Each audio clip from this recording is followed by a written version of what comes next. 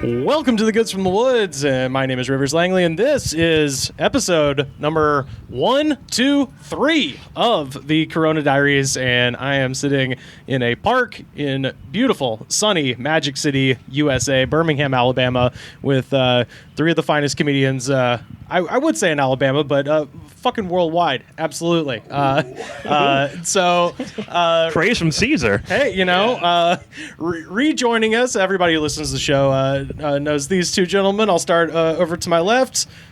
Nick Thomas. Yeah, maybe put that mic a little closer to your mouth. Oh, there we go. Yeah. Put it in there. There we go. And sitting to my right, Narado Moore, a.k.a. Yes. Rod for short. at Rod for short, at One Dumb Boy. And of course, sitting directly across from me is a guy who, pretty much I've known since started doing stand-up in 2011. And I'm so happy to have him on the show for the first time. It's Chris Davis. Hello. Hello. Chuckles be here. McThunderclap. Chuckles McThunderclap is my Christian name. There we go. Turn you down a little bit. Sorry, I'm very audible. No. You got that nickname. Let me A little much yell for less human into ears. the, I didn't mean to shatter your cochlea. Oh, no, it's Or okay. anvil. See how smart I am? I know all the parts of the ear. I actually always give you credit, Chris, because I've never been a guy. At least now, I don't usually get drunk before I start doing stand up. But the first couple times I did, I just got fucking housed, right? Because I was scared. And on I think the second or third show I did, you were on the bill down in Auburn and invited me to come do Fresh Ground Comics, and I had to go to work early the next day. And so I was like, well, I can't get shit-faced in Birmingham and then drive back to Auburn. So I guess I just won't do that. And I haven't been drunk on stage since. So you nipped that in the bud. Except I saw it. I was going to get to that. Except for they had a show in LA for a while that I maybe will come back. I don't know if comedy ever comes back, called PUI, Performing Under the Influence, where that was the gimmick, was to get drunk and or I think you could do any drug you wanted. Oh, no, yeah, it was like just be under the influence or something. That was Something. occupational. You had to do it. Right. And the idea was you would do 3 minutes sober and then 7 minutes drunk, but you would, you'd come back. So it was like a big round robin. It was fun. And my 3-minute set was the best set I've ever had at that venue. It's just fucking fire. I was just killing it. I had a new joke. It was working perfect. And then I got drunk, and then the subsequent 7 minutes was the roughest of my life, probably. Oh, awesome. It was just. Well, I'm glad you attributed not being drunk on stage to my show. Ironically, when you weren't hosting your show a couple of times in Auburn, and I forget who was Dave. Dave was Detbury. was hosting. Oh, He asked me. I'm not one to give advice to another comic because nobody wants that. But he asked me one day. I was like, "Hey, do you have any advice of hosting?" Well, here's something. Don't do a 10-minute set after everybody's 10-minute set. I remember that because Jesus. we rode together for that show. I was on it too because you were the headliner, and you're saying 10 minutes. This motherfucker did like a half hour. And it's do a little quip on, that joke he said about tomatoes. I love tomatoes as well. Our next comic is Nick Thomas. That's how you do it. Yeah. So he asked me, and I gave him that advice, and I believe he took it to heart. I was doing a show. It was me. I was headlining, and there were 3 people in front of me, and the host would do 10 minutes after every comic. But Was this in Montgomery? no, this Okay. was oddly enough, I've never performed stand up in Montgomery. Well, I haven't either, but I've heard about But it. no, this was in Nashville. Okay. And, the guy who was hosting, he was also a comic. I was there too for this one. Buddy, before he brought me up, he decided to do an hour-long headline and set his damn self. Are kidding me. And then he brought me on the headline, and I was like, Jesus fucking Christ, are you serious? Was that at Twin Kegs too? No, this wasn't that night we were there. No, this was another show. That was a hilarious night. That was he did seriously did an hour. Yeah. Oh, And no. then brought me up, and I was like, Oh, my "What gosh. in the fuck?" Well, I know at that one they didn't like the comics, and I was like, Oh, when good. am I going up? And they were like, Just whenever people they're are done. What? Very easy. Like, Very getting hammered easy, before you go on laid stage, back. man, that is a classic rookie mistake. That's Yeah. Yeah. like one of the most the things I try to hammer into like new comics heads the most about like when you first start out, man, you gotta wait until you know like 20 jokes by heart. Right. Because if Well- you start getting hammered before you go up and like you're new, you're gonna get up there and fucking blank. You should have told me that. I will say, I will say I did mine in the most scientific way possible, which was the night before the show. I got the half of bottle of Jack Daniels that I drank that night, and literally poured a shot, took a shot, waited for a minute, tried to do my jokes, did another shot, and I found out 5 shots of Jack Daniels is the amount that I need to be fearless and still sort of be able to get my point across. Some people just get fucking like, I'm going out tonight drunk. Yeah, well, It's that's like, what I did buddy, at that. if you gotta Yeah. wait till you know a bunch of jokes by heart, because you will Yeah. go on stage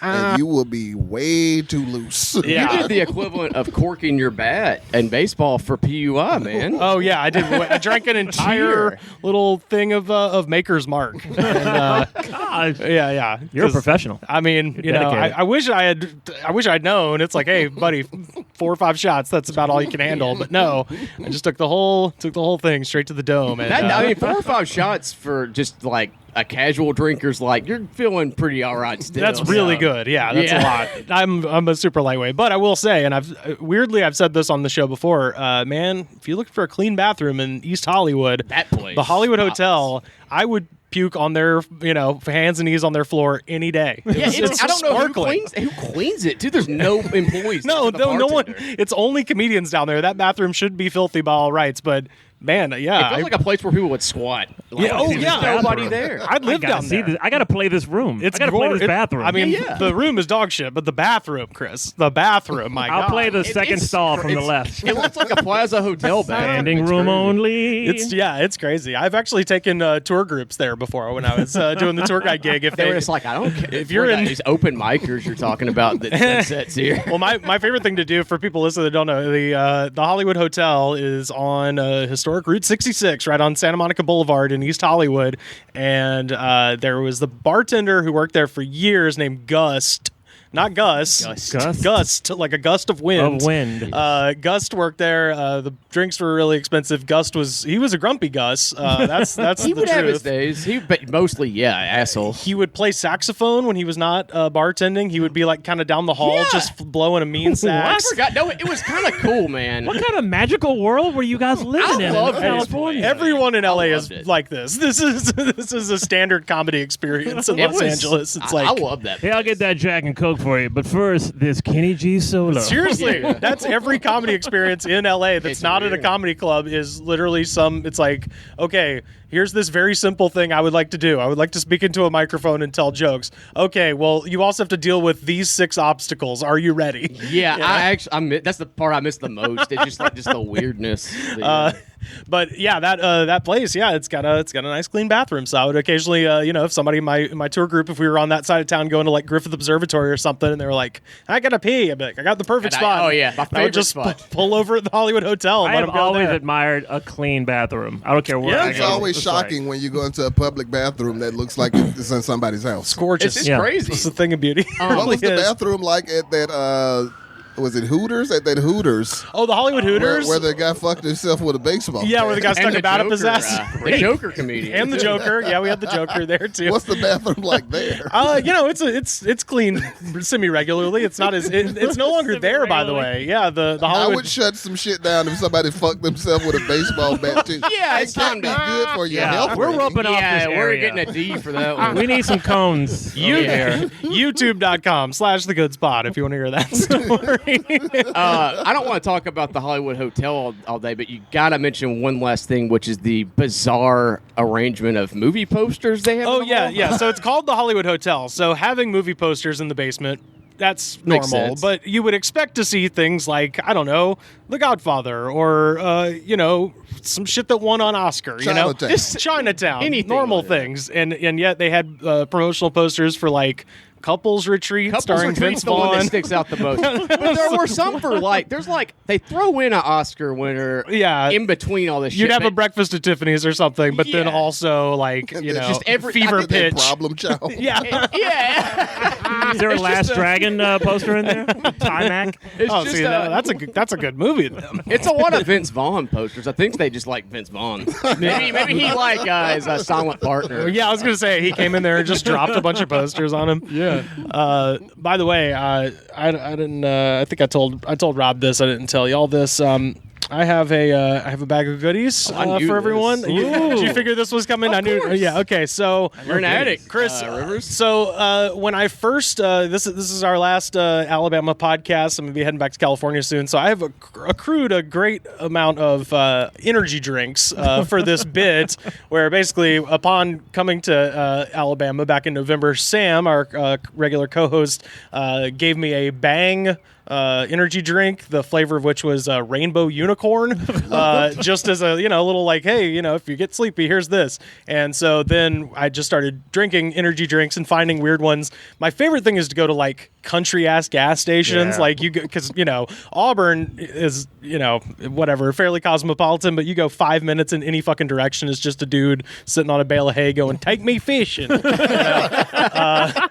And so I like to go to those gas stations, and I found this is really something special. So I've got 4 different energy drinks. I'm going to let everybody, I'll take whatever's left. So this one we've had. This one actually did fairly well on the Twitter poll that I put up the last time it was on there. This is Left Hook energy drink, which is made and sold exclusively at racetrack gas stations. The flavor, loyalty. The flavor is Low-Cal Blue. That is not a flavor, that is a color, but we'll let that slide. That's a color, also just a description of its ingredients. Following Can I read the caption on the side? Oh, I'm going to let everybody pick, and then we'll get our turn. Because the thing that we've noticed is like a lot of energy drinks have very like violent like words in their Like captions. Left Hook. Left Hook being an obvious one, but like 2 weeks ago there was one was like, we will penetrate your body, and you're like, no, don't, please don't. The only reason I need energy is to fight people. That's the only reason I need energy. perfect. This is perfect. So this next one, the brand is Kill Cliff. Somebody hates a guy named Cliff. I was gonna say somebody hates Cheers. Somebody's very anti-Bill Wait a minute, is this a guy named Cliff, or is this I don't know. or is this a rocky hill where you kill people? I'll go to the kill cliff. I don't know. The guy that started the company, his wife left him for a cliff. And he just can't get it. Yeah, he's been training to kill a guy named Cliff. He just called his company. Cliff. Everybody needs the energy to kill Cliff. Yes. This Kill one, the Cliff in your life. the flavor. First of all, it's described as all natural freedom fuel, and the flavor of this is cherry lime grenade. Okay, so that is If the nobody second calls one. dibs on that, I got it. The sweet release of death. Sounds like Nick Thomas has a cliff in his past. I just like too cherry keen on. lime flavored stuff and grenades. I collect grenades too. This one I found at a gas station just outside of Opelika, Alabama, and I've never seen it before or since. I got it about a month ago. It's called Blue Mania. So another one that the flavor is simply blue, and this one has an octopus on it. Looks so like there's that. Cthulhu. Yeah, it does look like first thing that came Cthulhu. into my head. H.P. Lovecraft. Yeah. This is like Energy H.P. drink. Lovecraft or like Guillermo del Toro. Well, fucking. if it's Blue by H.P. Mania. There's a Lovecraft, demon I'll in take every Blue cave. Mania, because he could have named it something worse. yeah, for sure. Yeah, Dana White has Fight Island. Now it's time for Fight Relay. And finally, and this is the one that I truly do not want to be left holding the bag on, but if that is my fate, that is my fate. This one is called Gorilla Hemp. Oh, no. And it is a CBD energy Ooh. drink, but we're in Alabama, so people listening in California, for instance, don't know this. I think CBD is illegal here, or No, it's legal. No, it's here. legal, is man. it? Oh, it's shit. legal. We got Okay. shops everywhere. Like I see Wow. cops there buying that CBD shit. is Like legal. But that's kind of a weird combination of like, it's almost like drinking like a Red Bull. Yeah, why do you want that? Like Red Bull and what's that nasty liquor that tastes like Heaven Hill? No, that you make like grenades with, like hand. Oh, Jägermeister. Jägermeister. Yeah. Yeah. Like it's I'm a like Jägerman. Oh, I thought you meant actual grenades. CBD is meant to like calm you down. Okay. So this energy drink can't you has just call it CBD in it. Speedball? Well, it this is. one it's hemp CBD, which maybe I don't know if that's different than Might have a regular little micro CBD. THC in it. Yeah, well, no, I think it Hemp's says all the it's craze here in Alabama now. You can still, Anything but weed, you know. hemp flour, hemp edibles. This says THC free, vegan friendly, GMO free, gluten free. So those are the choices, It's everybody. a healthy energy drink is what you're trying to tell me. I'm just saying. I said Buddha THC. I don't care if you're vegan. No THC. Though, pointless. But yeah, those are for y'all. Take whichever one you'd like, Y'all mind? and then Please. we'll yeah. Like nobody wants that. Which Nick. one do you want, Chris? Oh man, Are you going for it? The gorilla hemp? Gorilla hemp, Gorilla hemp. CBD. We got a energy squid, we got a drink. gorilla, we got a grenade, and we have a fist to the face. What flavor is gorilla? Is it Hemp. gorilla flavor? Hemp flavor. For the listeners, I chose Tastes like Kill you're- Cliff. It tastes like you're sucking on a necklace. I guess I'll go with God. CBD. Wow. energy Wow, Doing man, it. this is Gotta go with You the going left hook? Wow. Cal Blue. I love a the showman right here. the most a true una- entertainer. The most unappealing one for sure Yes. went to me. The Yeah. blue mon- Hey, you're lucky. You get the one you Blue It's got an Mania. octopus on it. That makes me think it's calamari flavored. Ooh, I want that one. Oh. All right, so My yeah, octopus teacher on Netflix is sponsoring. So does everybody that, know like drink. which ones we got? yeah. So Nick has selected. Well, let's pop them. Let's taste them, and then we'll describe gotta our taste 'em? We'll Oh my describe our God. cans. I didn't know we had to Like- imbibe. Oh yeah, dude. Oh, this smells. Well, no. It smells like somebody. If you went to Sonic and got a cherry limeade and poured Heaven Hill in it. It's- I'm worried because mine has no discernible smell. Really, I like this color. it is indeed blue. Rod's. It's like university blue. It's like University of North Carolina Yeah. blue. Yeah, all right. Pretty. Go Wildcats over there. what's It's the Tar Heels. No, I mean, Kentucky's What's got the the, same color blue. what's the smell like on that one? Let's get a sniff. Okay, yeah. Rod's got it in his. I really want to know how that one smells. This one's It smells like Sonic Ocean water. Okay. That actually smells. Well, All that right, smells like I'm cologne. gonna try mine first here. Blue Mania Energy. It tastes blue. It just doesn't have. Like a crayon, like a blue crayon, or a marker. That is so weird because it has like negative finish the way that Gatorade does. You know when you're like Negative this finish. Gatorade's tasty and the flavor It's kind gone. of yeah. No, well, that's good. That's which is a positive. good thing in Gatorade. In this, there's almost not enough carbonation in the. This is It's weird. I'm worried it's about like this one. It's like the tea, the Monster energy drink tea, I guess, kind of. something I probably should have been doing this whole time is checking expiration dates on these. Oh yeah, let's look at this. It's too late. Now. Okay. Too late. Best Buy 1998 June. Well, I got till August to enjoy my Okay. CBD energy drink, Okay. Gorilla Hemp. I'm gonna Gorilla. try this one. What's yours like, Nick? What's the? It really tastes like if you got a cherry limeade from Sonic and poured like not too much like vodka maybe in it. but Okay. Not too much though. It's not the worst. thing. How fueled is your freedom right now? Is the real question. More than normal? How long do you think you can do whatever you want? How long do you think it would take you to choke out Cliff? Yeah, it's like some Manchurian candidate shit where everyone drinks it and then they like blow a certain tone, an A flat minor or something. Well, considering Cliff, took my wife from me, I wouldn't need this. to fuel me. Cliff just sees armies of idiots like coming Yeah. over a hill like Raiders of the Lost Ark towards him. I'm at about 120% right now. Wow. I'm wanting to kill Cliff. Freedom Fuel, cherry lime grenade. All right, Chris, well, what is the verdict on the I guess I'll gorilla? try Gorilla Hemp. 20 milligrams of hemp CBD. How is that even a thing? Oh, can I read what's on the side? Yes, please, yes. A hemp CBD energy drink made with a concoction of plant extracts Uh-oh. like guarana, ginseng, and Puns. vitamins B. Yeah, puns. That's already a sign I hate the owners. I forgot to read mine. Mine says, "You're kind of crazy." That is who most inappropriate mix of words for octopus can. Well, just to clarify for people listening, it is your, like, as in it belongs to you. You're kind of crazy, not you are kind of crazy. Although that's funnier to be like, hey, did you buy this for 99 cents at a fucking gas station that doesn't have cement on the floor, just dirt? You're kind of crazy. Mine's got some pretty good side notes on it. Oh, what do you got? What do you got? Oh, this is god awful. Bun says, first of all, ingredients that don't suck. Yeah. The Navy SEAL Foundation's an official partner. Okay. And if you're on Twitter, get on there and hashtag kill Cliff. Because that's, and they have a Twitter. Cliff was Osama bin Laden's nickname. Yeah. Yeah. I just tried my gorilla hemp. You seem unhappy. Look, he's going to pass out. It tastes like a Jolly Rancher who just got out of prison. All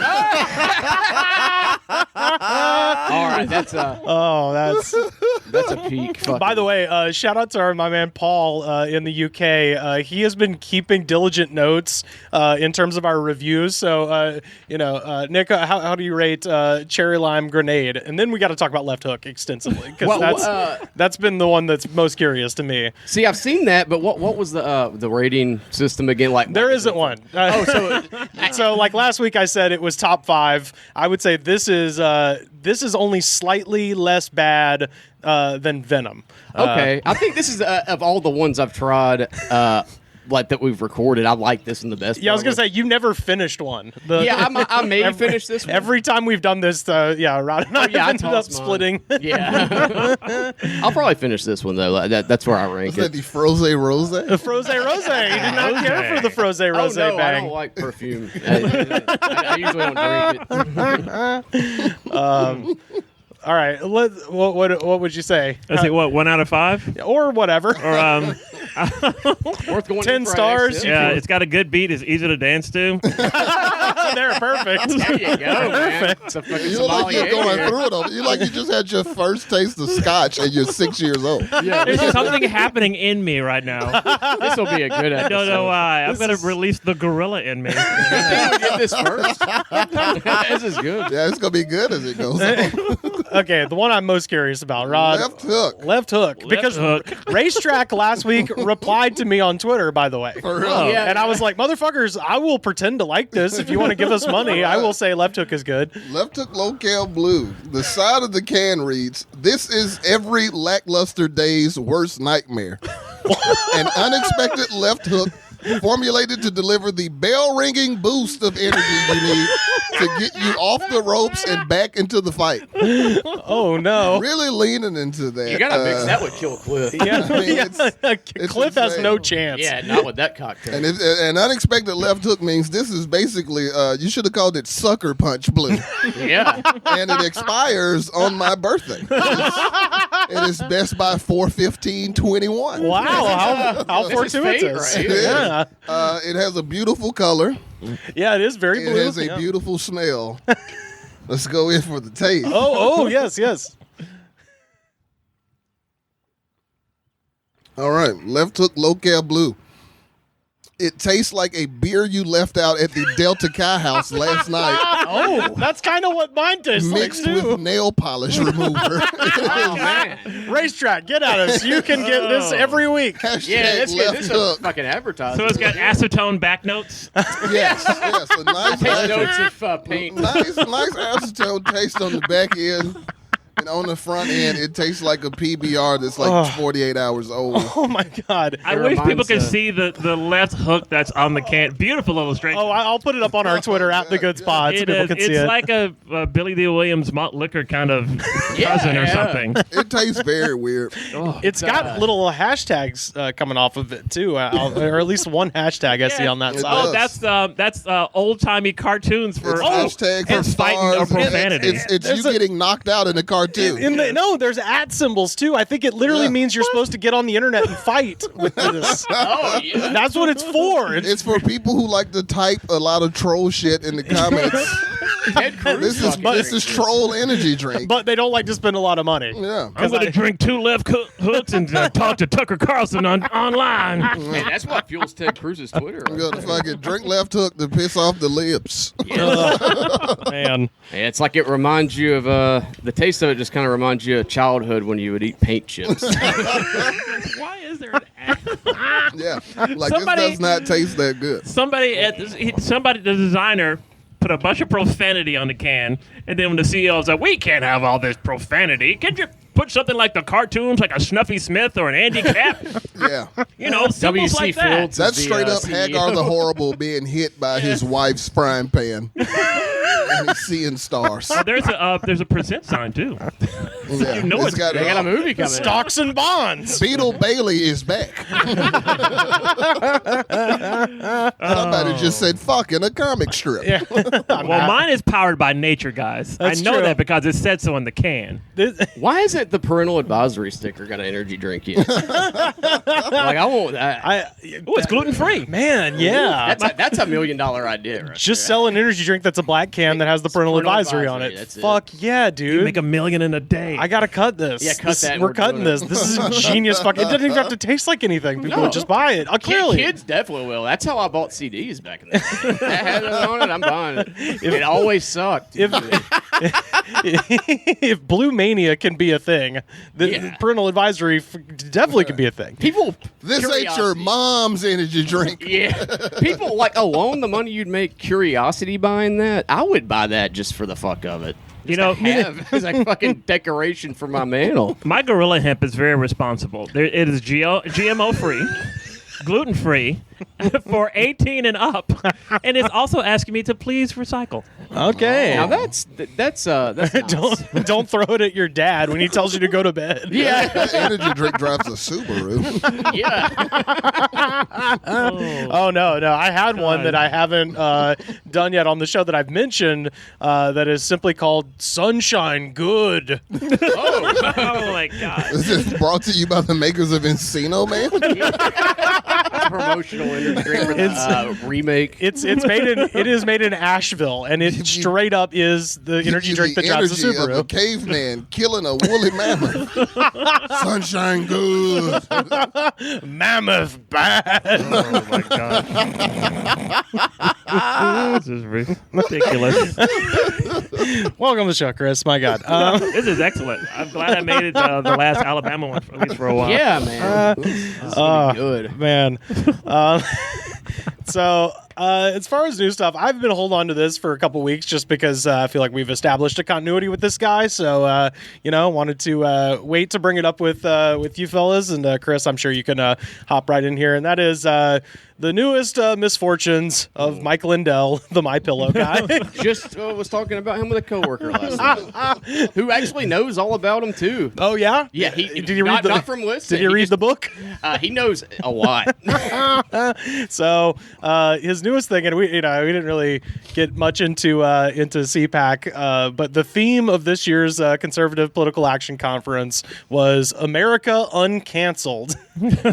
Yes, it was. It was And embarrassing. It was literally just people being mad in person about things that happened to them on the internet. Oh boy. Which, not that I think the Republicans have any great long-standing tradition of having anything fucking interesting to talk about, but this was certainly a low point of some kind where it's just like, you guys have nothing left to talk about besides Mr. Potato Head, Dr. Seuss, et cetera, but by far the funniest moment, because this keeps happening to this guy. We talked about it on here where he went on OAN, or I think it was Newsmax actually, and he's been getting sued a bunch, as we're going to talk yeah. about. Not very good at figuring out how you can get sued. He is. I mean, it's funny because at the beginning of January 2017, on January 20th, 2017, if you told me in 4 years the Trump administration is going to be over and there's going to be one man left holding the bag, tell me who you think it is going to be. The last person on the planet Earth that I would have selected would have been the My Pillow guy, and yet here we are. And we're very familiar with them too. It makes me wonder what else he was supposed to be doing, because if this was one of Trump's secretaries of some shit, it'd be understandable. Sure. But this is just some random ass businessman It's fucking his life. who was willing to say, I think Trump's doing pretty good and you guys should like him too. Yeah. That's all he's done. Right, and right. yet somehow he has become the inside man. Like he's going down harder than Steve Bannon. Yeah. And he's doing it to himself. And he was He's- just an unofficial spokesperson He just was of a big Donald Trump personally. he was a didn't big do fan. anything politically. And Trump made him look like an idiot too. Like he Guys, get the fuck out of office. all right. I can't believe I'm surrounded by such fucking naive people. Yeah. He's a patriot. All right, that's true. He's a patriot. That's why he's doing it, because What he's are a we gonna do, lock him patriot. Yeah. He's a patriot. Like, crucify me for saying it. See, I'm I love all Avondale. those You want lawsuits, to buy man. my pillow? My pillow is the greatest pillow you ever buy. All the secrets of the Illuminati are in my pillow. If you just reach inside and get the pillow, don't mind the ants and the bees. Maybe that's just me, but all the secrets, and don't forget the Masons. The Masons know everything there is to know about my pillow. The secrets are there. Just ask QAnon. He'll tell you on the secret night of the third of the weeks are not 7 days. They're actually 8. Everybody knows that. But Mike Lindell. Let's see, Have you thought about doing a Mike Lindell podcast where you're him and you just do that the whole time? I should. I've You been should. doing my mic. Here's the sad thing. Uh-huh. I've impersonated Mike Lindell, usually in my own apartment by myself, Sure, yeah. for years before when he was just the My Pillow guy. Right. and then if I did it on stage, it would have been just an innocuous little thing. It's like, oh, he's being the My Pillow guy. If I did it now, it's like, oh, look, he's being political. It's Yeah, like, yeah. No, I'm imitating the dude who sold you sheets. Yeah, It's a yeah. tumultuous You're year a- for that dude. He didn't go on TV Oh, at no, the White yeah. House and say, hey, I'm Mike Lindell from My Pillow. I just want to say I like Donald Trump. He did that shit in like May of 2020. Oh, yeah, way, yeah, way yeah. too long. And also, He's been playing the long game. yeah, he played the long game, and he also doesn't realize, hey, this is very damaging to you, and you keep doing it. So Yes. there's no gain. He's not going to be president again. What you're just being like, hey, why don't y'all like my friend? I just don't, man. Why does it? Why do you He's fucking care? He's Trump's brother, Billy Carter. Yeah. Well, I was He doesn't do anything. So My Pillow is a Billy Beer of 2021. Yeah, well, because dude. it would be like if the San Diego Padres went on just like a violent crime spree and they arrested the San Diego Chicken. Like he is bearing the brunt of all of this. It's like, yeah, he's associated, but he's a clown, you know. So his life, That's literally all he did. He just showed up to the White House and he was like, yeah, I'm the My Pillow dude. I just want to say I support Donald Trump. He did that every month for like a year, and now he is losing everything because of it. And, yeah, he doesn't know how to protect his money. Man, no, that's no, he has a inability to secure the bag. As Guys, they Guys, say. he has sheets now, all right? Giza cotton sheets. They have Giza, they're Egyptian cotton. And they're Egyptian cotton. And to quote Samuel L. Jackson from Shaft, you wouldn't know Egyptian cotton if the Pharaoh himself gave it to you, you knockoff wearing motherfucker. Oh, that's such a good. That's a quote. I didn't use such harsh language. I'm that merely from quoting. Formula I was 51? like, is Chris gonna say it? That is a he gonna quote. say Is that a quote from Formula 51? When That he is- had the cornrows? That is the best quote. That is the best quote from Shaft ever. How about that fucking Yeah, movie? he did say Oh, by the way, Formula Samuel L. 51. Jackson, Shaft is the reason that movie exists. If Shaft hadn't threw that basketball into the window and hit that sauce on the people's shirt, that movie wouldn't have happened. Shaft is the reason everybody got killed in that movie. Leave peoples alone. Just But- want to eat the sauce. Well, so the first headline I wanted to point out, and this is the newest one from from just a few days ago at the CPAC thing. The headline is My Pillow CEO Mike Lindell has his mic muted at CPAC for spouting vaccine and election What? conspiracies. Well, of course he's getting his mic muted. They do that every time. Even at CPAC, they muted him? Wow. No, at an not the first event, time. It's at really an open event, for him. at an event titled "America Uncanceled," Yeah. they Oh, literally man. canceled a man and all he was trying to say is that the vaccine contained the mark of the beast. That's it. That's it. In their defense, it's for legal reasons. It's so wild. I can't say that. How many times have we all been out? I've heard this. And the mark of the beast is like just sneaking up on us. You want to know? My pharmacist told me this. It's common knowledge. Yeah, I mean, I got vaccinated, and I've had to shave my horns down every morning. It's annoying. Tomorrow, I'm gonna. You got the Hellboy disease? Yeah, I had that last year. Yeah, it's rough. This is his quote. This is what they muted him in the middle of saying. Oh, great. They say they want you to do another one in 6 months and another one in 6 months. Well, I'm telling you, when you get that, what do you care if what someone else does? If that person wants to come into a mall and they don't want to get a vaccine, this is our bodies. This is Mark of the Beast stuff. I don't understand the last part. I don't understand the whole quote. I was like trying to read it. I was like, his brain got boiled at some point in the last couple weeks. Yeah, It's that dude is snapped. See, It's the My Pillow. Those pillows are radioactive. Hey, talk to anybody that has a My Pillow, man. And They got the geese that they got those feathers from Chernobyl. Yeah,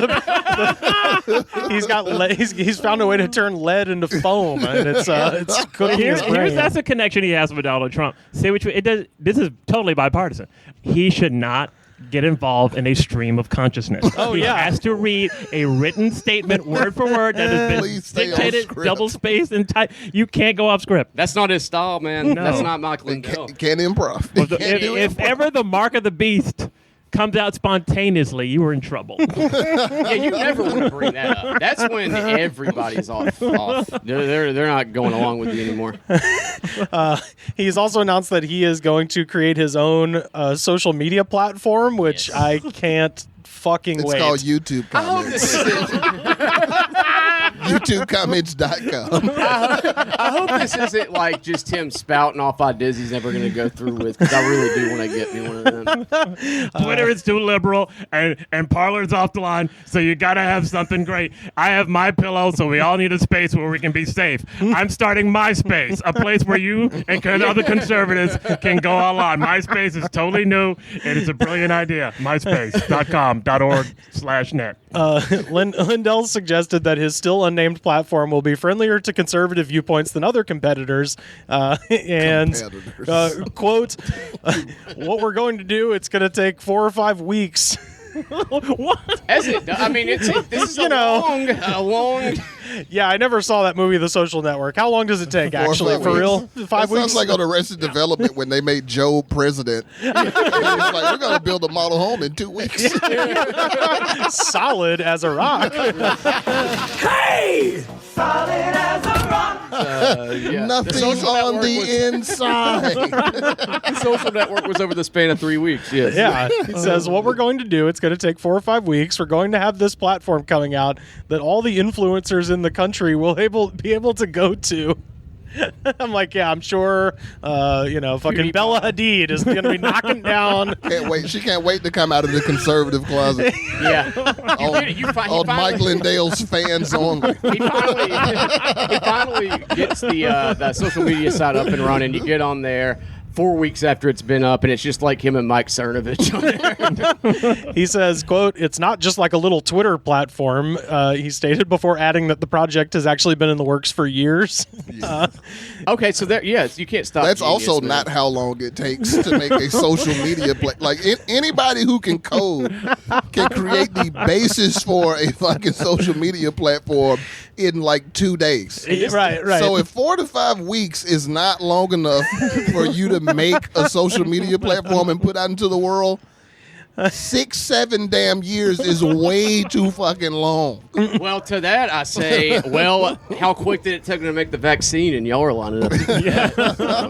Maybe he's trying to find out the right color palette. That's why it's That's taking it. him so long. That's what takes. He's gonna perfect it, you know. And He's like a person who saves up for a car. Like, they're not saving up for a down payment on a 2021 vehicle. They're trying to save up $27,600 and just pay it flat out. That's what it is. And I'd also like to point out that Twitter has still never made any money. Yes. So, like, even a quote unquote successful platform is not really a good avenue to make money. Twitter has still not figured this out. It's been a decade. It's crazy. If you've seen his website, it looks like a crazy message board. Oh, it's insane. I love it. Like a crazy message board. Just use their website. Yeah. It's right there. Oh, it's for like his business website. I love that you're like before you came and knew that we taught us. Like I've done my research. No, I did not know you guys were going to talk about Mike That's Lindell. great. I love it. read. Somebody posted that his website was weird, and I was like, okay, I'm going to look at his website, and it's just a list of crap, and it looks terrible. That's Angel Fire. Oh, He Nick put all his money into commercials. Nick and I did a pretty much a whole biography on the man about a couple months back. Back in Apparently, you should have brought Chris Davis on because he's a secret. I know. He's a secret Mike Lindell since fan. 2017. I'm a Mike Lindell-ophile. A Mike Lindell-ophile is somebody who's learned everything about Mike Lindell. Can you imagine him and Alex Jones having a podcast together? Oh, Like, it's gonna happen. Who am I listening to? Is it Alex or Mike? Dude, Spontaneously combust. Yeah, He looks like an evil version of Super Mario. yeah. He's Mario's Wario. No, I was saying he is the dark side version of Jesse Ventura. Yeah. Because they have the same voice, Yeah. Except one of them is, he's against the government for the right That's the case. reasons. It's time for James Zadomian to break out the old Mike Lindell. No, he does actually. He started doing it. It's amazing. Of course. I heard him do. I forgot what show I was listening to. Probably his. Because it's Jesse Ventura's the shit. So it's literally he just kind of swallows his tongue a little bit. It's the same Jesse Ventura, but instead of going down your grill monster, he kind of softens it a little bit. It's a fucking. If I can give Mike one word of advice, stop awkwardly wearing your crucifix outside of your collared shirt. Yes. Just put it Tuck inside. that Jesus can see it. God knows it's there. You don't have to show it off. Tuck that bad boy. You know? It doesn't work. That's That's not knocking religion. It's knocking your fashion sense. Right. Well, okay. I have to say this: if Bob Hoskins, rest in peace, is Mario, then Mike Lindell is fucking Wario. Then. Oh yes, yes, That's true. That's deep. I like And who's still standing? Yeah. That's blasphemous to Bob Hoskins. To Bob I take Hoskins. that back. To the Bob Church of Hoskins. The great Bob Hoskins. Bob Hoskins died for our sins. Please Yeah. be respectful. He's a saint. He really is. So I wanted to bring this up before I talk about how he's actually getting sued. So Dominion Voting Systems, who they were being used in a lot of the states during the 2020 election. So far, they have sued Sidney Powell, Rudy Giuliani, and both of those lawsuits are for $1.3 billion. They accused Powell and Giuliani of waging a viral disinformation campaign against the company involving demonstrably false claims. So, and there was a funny story a couple weeks ago about how they were trying to serve Rudy Giuliani with this lawsuit, which if you've ever seen the beginning of Pineapple Express, where Seth Rogen plays a process server and he has to go through some hijinks to get people served, that was actually happening with Rudy Giuliani. So this is what Giuliani said about the lawsuit, that the lawsuit would allow him to quote unquote investigate their history and finances and practices fully and completely.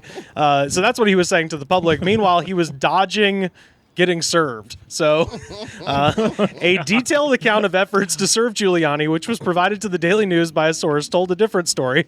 A doorman, knowing process servers were looking for Giuliani, locked the door to the building whenever the former mayor entered the lobby. Now, I'm begging you for a little class solidarity here, sir. Let the cops arrest Rudy Giuliani at the door. You don't owe him. He's not your dad. Yeah. You don't owe this man anything. And of all people. Yeah, of all loyalty. That's some Scooby-Doo and the ghost going in and out of like 6 doors in a hallway. I couldn't put my finger on it. What kind of cartoon or movie is this? And you have it brilliant. Giuliani comes out one door, sees the process server, goes in another, and then the guy comes out of the old door and then locks it behind himself. It's definitely you just gotta put the Benny Hill music on. Yeah. Somebody's carrying him. What this means is that Rudy Giuliani hands this man a suitcase full of bloody money every Christmas, and has done so for 40 years, and that's it. Which is great from the guy who took down the mafia in New York. Yeah, exactly. Did you see Rudy? When he has his radio program, did you see the disclaimer? No. Oh, Well, I about didn't- this? I didn't see it. It was audio of it. The views, assumptions, and opinions expressed by former U.S. Attorney to the President of the United States, and New York City Mayor Rudy Giuliani, his guests and callers on his program are strictly their own and do not necessarily represent the opinions, beliefs, or policies of WABC Radio. I would have thought they would have told me about that before just doing what they just did. Rather insulting. And gives you a sense of how far this free speech thing has gone. I also think putting it on without telling me, not the right thing to do. Not the right thing to do at all. He didn't know a disclaimer about him being a fake was about to be played before his show. when Mike Lindell that's what we talked ran about. his documentary, and before they ran it, the people at the station ran a disclaimer that was like, we just want you to know that Mike everything he's saying in this has been proven to be false. Yeah. The check cleared, so as for the business ethics and business legalities, we have to run it. But before we do, we want you to know it's all bullshit. And this is what we talked about last time we were here, is that Mike Lindell spent millions of dollars producing a documentary that is so boring that it's not even watchable for comedy purposes. And the thing that went viral was not the documentary, but the 3-minute long disclaimer at the beginning of the documentary saying the documentary is bullshit. The disclaimer is basically here's a good comparison. The disclaimer before Mike Lindell's documentary is basically the equivalent of the entirety of the Alan V. Farrow documentary. Oh, God. And Mike Lindell's actual documentary equates to, at the very end, when it says Woody Allen says he didn't do it. Basically. It's just like an inverted version of that. Those two are the most idiotic buddy cop movies waiting to happen. Oh, yeah. I was thinking they got to team up and do something. They got to plan some kind of disaster for us to talk about. In February, a pair of process servers and Giuliani got into an awkward standoff during a nasty winter storm. That morning, the doorman of the building waved to a Ford Explorer SUV parked down the street. Giuliani got in the passenger seat and closed the SUV door as process servers lunged forward with a bag of documents. A bag. A bag of documents. Hey, I got...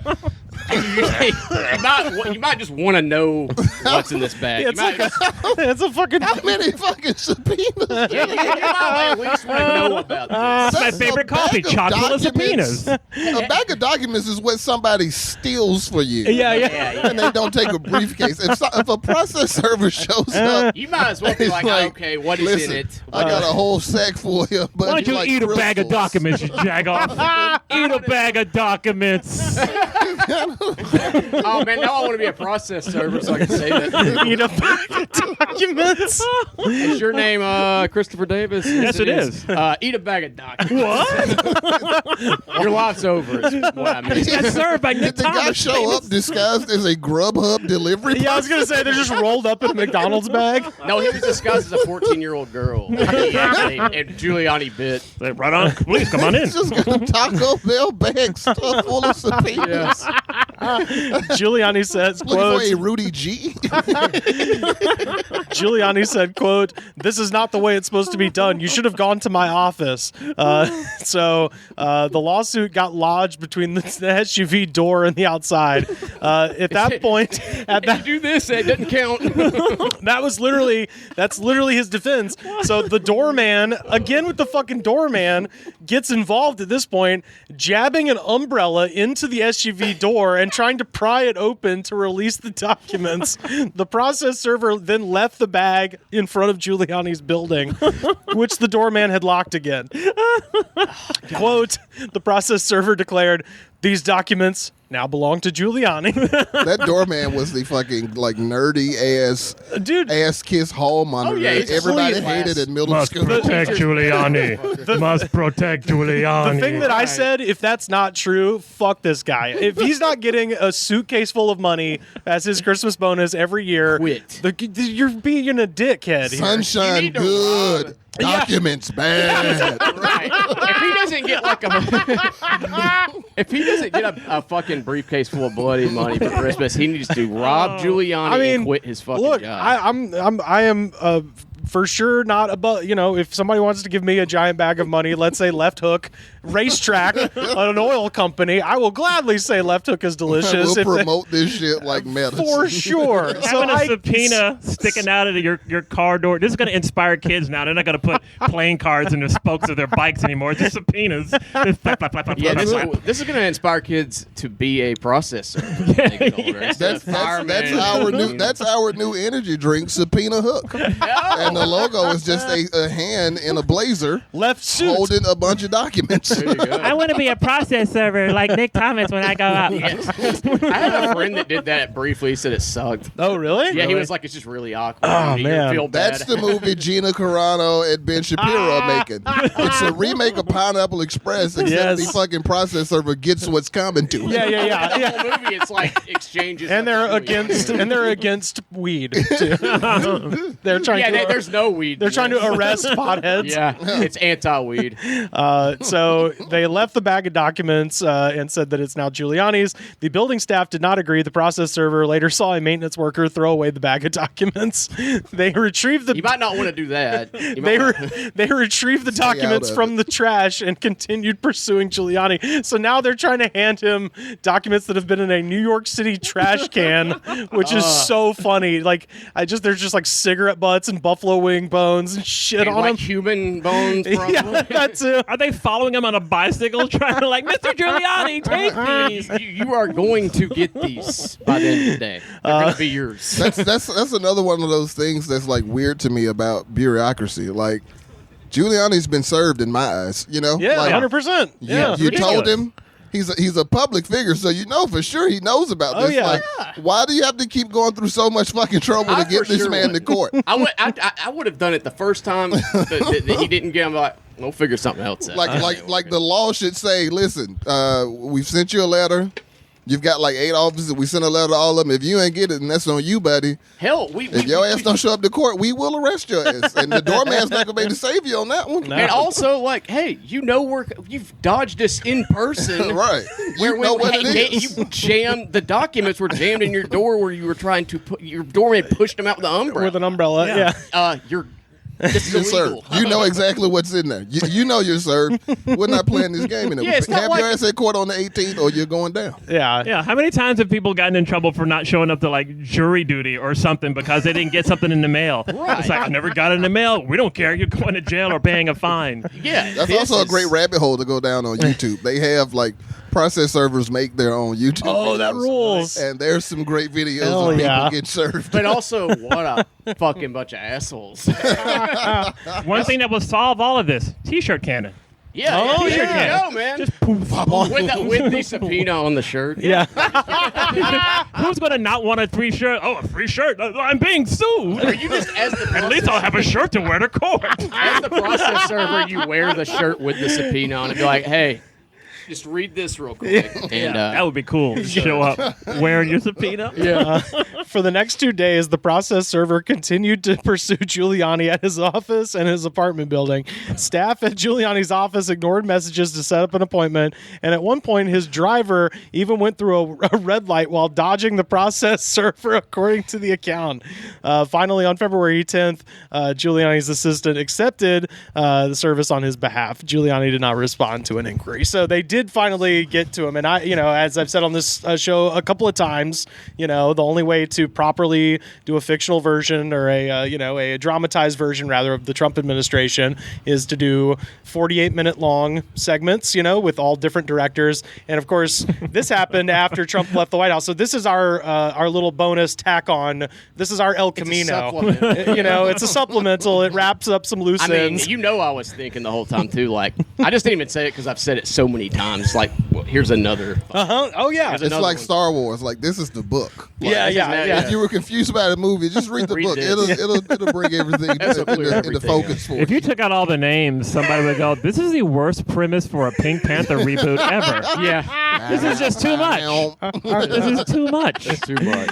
But Peter Sellers would be perfect. Yes, Peter Sellers would sell it, man. Yeah, he would. So I brought up the specter of Giuliani specifically because he's one of the other people that's getting sued. But really, we're here to talk about the man himself. On Monday of last week, Dominion filed lawsuits against MyPillow and its CEO, Mike Lindell. That's right. They're suing him and the company each for $1.3 billion, which neither of those entities have that. They are claiming that MyPillow's defamatory marketing campaign with promo codes like Fight for Trump, Proof, and QAnon have increased MyPillow sales by 30 to 40%, and continues duping people into redirecting their election outrage into pillow purchases. Hey, actually, good. Hey, he actually That's the quote from the lawsuit, by the way. Is QAnon an actual? It was a promo code. Promo code. It was. Wow. Yeah. He is QAnon deep. and my favorite, Proof.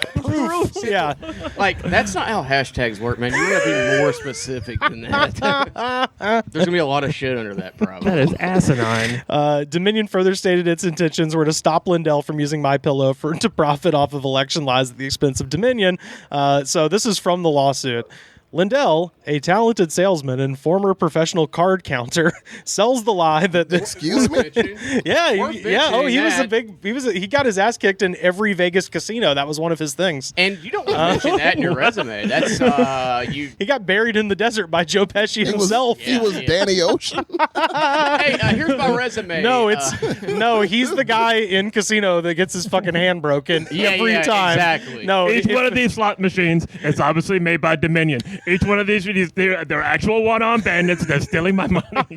You know what would be As dumb perfect? as he's turned out to be, it sounds like he's Zach Galifianakis' character from the Hangover series. Mike Lindell's the dude in Casino where De Niro goes up to him and he's just like, you can either keep the money or I'm going to break your fucking hand. The perfect gaslighting would be is to sneak into Mike Lindell's house and put a Dominion label on every bit of electronics in his house, behind every clock, underneath the TV, everything, and then just tell him and say, "Hey, Mike, you should look at your VCR. Yeah. See who makes it." And then he'll look at it, and then he'll check everything in the house: my electric toothbrush, my watch, my pillow. That's amazing. Oh, that's so fucking good. Lindell. even his watch, It would ruin his life. Dominion brand watch. He would never be able to fucking recover. No, He would just blow his fucking mind. Lindell told Insider in an interview Monday after being served with a defamation lawsuit from Dominion, quote, "I lost 20 retailers and it's cost me $65 million this year that I won't get back, okay? There's your story. Print it right. Don't try to twist this." Wait a second, though. Don't get it twisted. And then he goes on to say, "I'm happy that I got served papers today." So he is like a piss pig. Like, he loves it. And Mike he fucking loves it. He just loves the attention. Well, I mean, in Mike Lindell's defense, compared to everything else that's happened to him, that probably is a highlight. Getting served papers. It is. His life sucks. This is what he says. When I'm boycotted, people tend to buy more pillows, which is... everything he says. Imagine saying that sentence to a man in 2015 even. I'll read it again. Nick, here's the thing. When I'm boycotted, people buy more pillows. What? Like it's Well, if you say so, I can't argue with sad that. that all four of us, that makes perfect sense what he's saying. It's the Isn't equivalent that- of saying, like, if I kill myself, I get a check for $15 million. But also, You should see my insurance. I get $15 million just for dying. in this lawsuit, though, it's like contradicted what he's saying like 3 times so far. He's like, what are you talking about? I'm not, using, election fraud to like manipulate sales. Then he's also like, I make more money when I'm boycotted. So Yeah. it's like, Well, I think he's saying like the lawsuit has hurt me financially, therefore I'm not profiting. But then later he's just like, actually, because of the controversy, I'm making more money. okay, I got you. But it's still crazy. fucking- It's like, well, are you making money or are you losing It's money? still it's still foggy on like which one is it still. Like I don't understand. He says, It's sort of a catch-22. It's like he's selling more pillows. But yeah. the lawsuit is Yeah. costing him that money. well, this is what he says. So like everything he does. He says, He's like debt. Like I made $45 million. But none of it's Fucking mine. creditors left me with 200 G's. Yeah, no, I don't get to keep any of it. It's like getting a paycheck. He says, I always get a little lift for a couple of days when they attack the company, but now, this time, it's different. He says, This time is serious. he says that he didn't believe that people demanding the retailers boycott MyPillow were real, claiming that they're bots. Quote, I'm not a stupid person. I have a huge company that I built from scratch. I'm an ex-addict, and I'm not going to back down from some big billion-dollar company that's trying to steal our country. Did I mention I counted cards professionally? and you were bad at it. That's my favorite part. So professionals just a flat out lie. Well, that's what they're claiming, because I guess billion-dollar corporation is trying to steal the country. Dominion, is that what he's talking about? I think he means them, or maybe Target or whoever's not selling his pillows just anymore. the libs in general. Yeah. He's talking about George Soros. Any of the many retailers just dropped. When you're counting cards, the worst thing you can do is say, "Could you slow down, please? I'm trying to count those cards." I'm trying to figure this. Well, that was I'm not great at math. Whoopsies. Well, Give me a second. That was one of the things that that was one of the things me and Nick talked about with this guy is he does do all these things, but he's demonstrably shitty at all of them. Yeah. And with the card counting thing, he's just I worked in Vegas as a gambler professionally for years. And then it's dot, dot, dot. And on the other side of that dot, dot, dot is him being oh yeah, I've been thrown out of every casino in Vegas because I'm really obvious at it. Very bad. That's his thing. He takes this attention in stride because he needs the attention. He likes the excitement. That's what I'm saying. Doing drugs was bad for him. Mm-hmm. But I mean, it was exciting.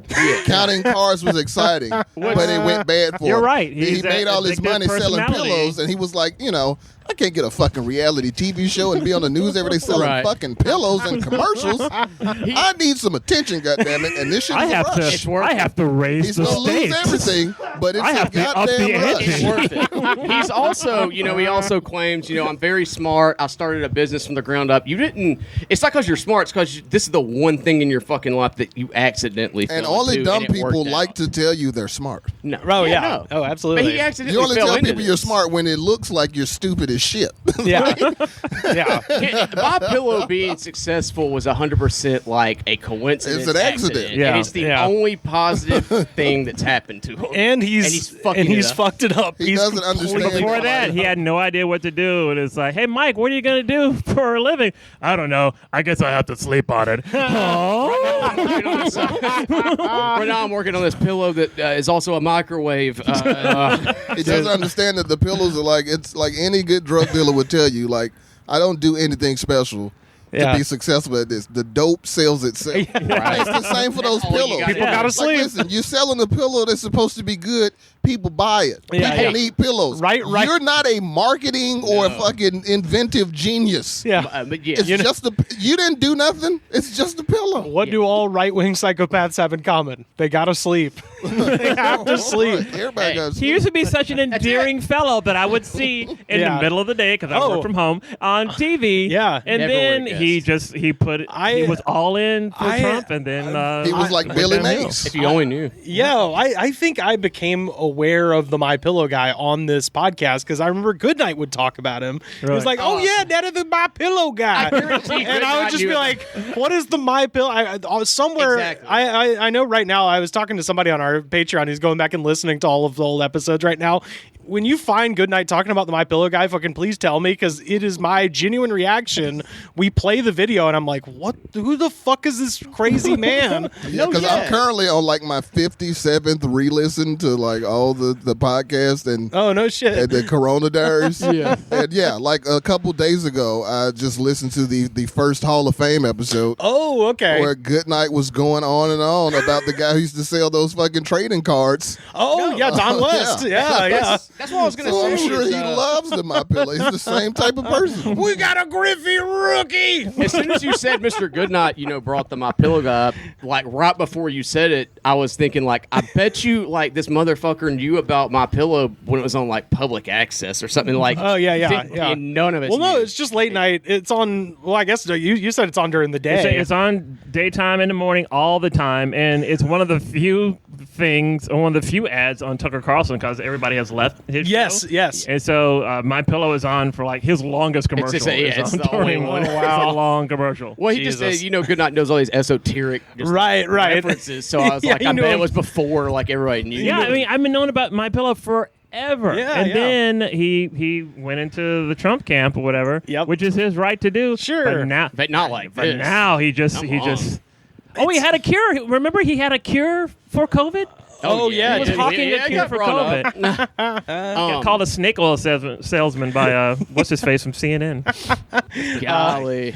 But yeah, no, I did want to kind of move away from the angry guy on TV and talk about the angry people in the classroom. Yeah. Yes. So for people listening, a couple weeks ago, we covered the story of a teacher in Florida who, the kids decided to fuck around and they found out.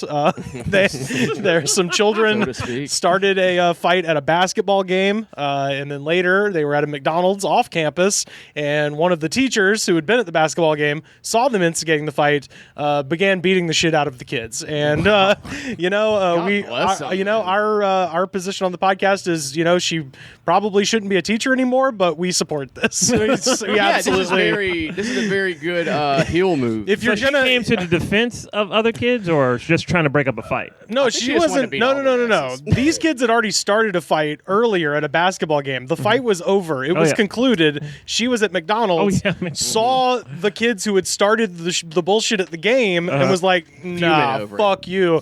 And literally, according to the news report, the kids were in a big group, and she just jumped in a group of people and just started whipping their asses. And this is like, 16, 17-year-olds. So theoretically, kids for sure, but like, they, not kid. I wouldn't Yeah. take on a group of 16-year-olds. I and whip wouldn't my either. ass. I was gonna I wouldn't say, take on a group of 6-year-olds. I was gonna say I'm definitely. weak and delicate. I was gonna say definitely shouldn't be a teacher. No. but ballsy. What a cool man. thing to I mean, do. based on the times we're living in, I'm just happy to hear she didn't fuck him. So, and Hey, I think that's how the law That should is look at true. it too. you're Like, happy. I love how with that's that? the I'm bar. upset. That I is would great. think The that bar. the law would look at it like, Yeah. man, we've got so many teachers in here for fucking children. I'm gonna have to let this one slide. I mean, also, You're a breath of fresh air. You just fucked them up. well, That's fine. it may have been a situation where like we'll picture a woman that would jump in and fight a bunch of 16-year-olds. Yeah, Would yeah, you yeah. want to fuck her? Maybe she tried.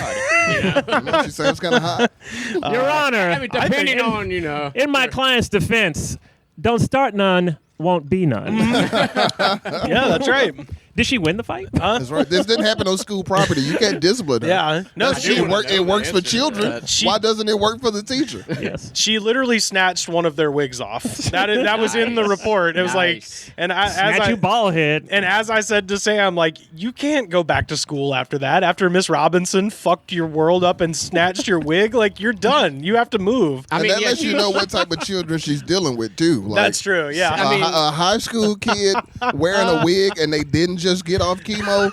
That's a sassy ass, back talking whip your ass ass. child. Also, I mean, I'll just say simply like. I don't think she should be a teacher anymore. Obviously, Sure. she should, Yes, true. definitely True, just true, be the true. principal. For sure. Like, definitely. Oh, she yeah. should be the school superintendent. Or at least the custodian. Because Yeah. the custodian's always cool and edgy. Yeah. Let's just, Anything treat can her like, happen. let's just treat her like a cop. How about we just give her 30 days paid suspension? Yeah. Water under the bridge. Man, Yeah, did- and make her, the superintendent of the whatever county. She Yeah. teaches. Oh, I McDonald's is a definitely- neutral zone. so Send her hey. to the alternative school where they send the bad children. Yeah. She'll get their asses in line. I Which see I- Lean On Me Too coming out of this. Which I actually went to one of those. A lot of funny shit happened there. Oh, really? Well, yeah. I want to get into that in just a second. Is Gangsta's Paradise always playing when she's walking? I just hope. She just has one of those JBL pills in her backpack. Yeah, she- All our lives living in a gangster's paradise. She just walks the halls to the goddamn Imperial March music She when would, Darth Vader shows if up. she yeah. did that, she would basically just be a wrestler. Like she would Constantly be putting a fucking chair wrestler. down, turning it backwards. That's it. Whenever she Sitting in steps for a into the rap hallway, session. the glass breaks. She just Yes. Yeah. Yes. There it is. That's the one. That is the one.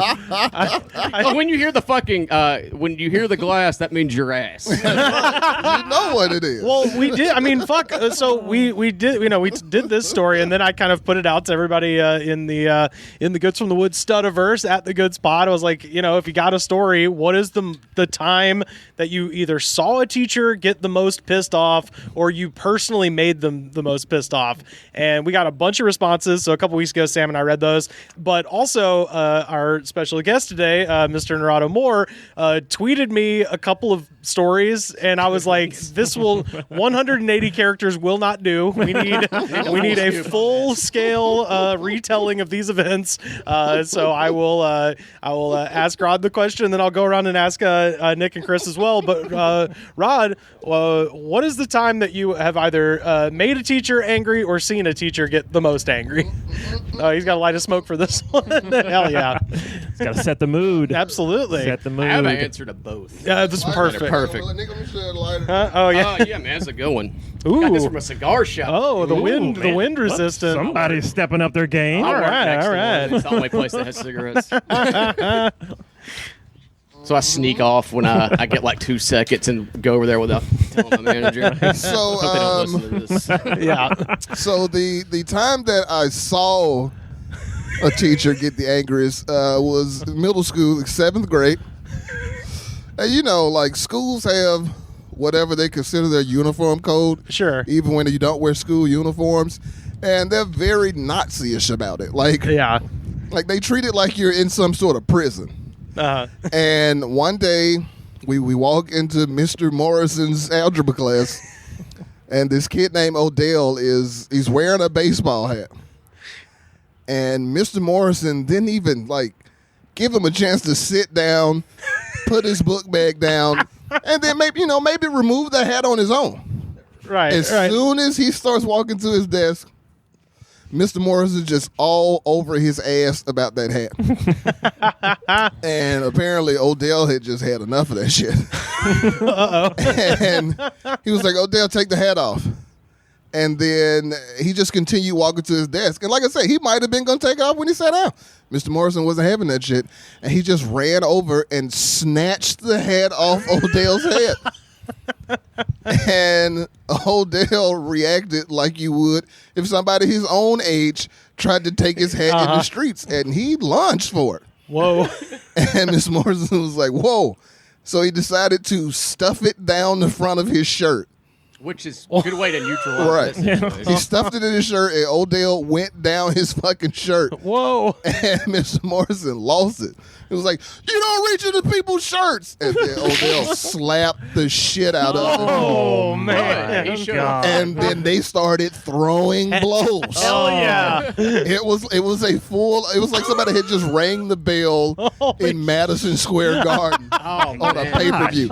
Like they started fucking throwing. Whoa. And Mr. Morrison, like I said, we were in middle school, so Mr. Morrison had him by like 2 feet. Yeah. Yeah. I bet. He had him by like 2 feet in height, but what Odell lacked in height and reach, he made up for in heart, like Mike Tyson. And Odell beat his motherfucking ass, man.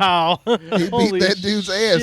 And the best part about it is Odell didn't get in trouble for it like you thought he would. Yeah. Because Mr. Morrison had no right to snatch his head off his head like that. And then stuff it down his shirt like some fucking weirdo. Yeah, that's such a weird thing to do. Odell beat his ass, man. Wow. He beat his ass, and that was hilarious. Which was like, and you know what? That story, and it just hit me just now. The first time I ever saw a teacher get that upset was in elementary school. We had like a first grade teacher who was the older sister of this girl in my grade. And her family was like, they was like very uppity and very snooty about everything. And when she found out her little sister was getting a little too jazzy in class, she brought her ass into that classroom, man. We had to be like 7. We were in like the first, second grade. Jesus. And she came into the class and she was like, Ashley, I heard you out here acting crazy. And she grabbed her by her ankle and held her upside down. Oh, no. And started beating her with the belt. Like she was a rug? Yes, she did. And she was beating her ass. And she was like, "You're a Levert, and we don't act like that. And you don't be in class." And it was fucking insane.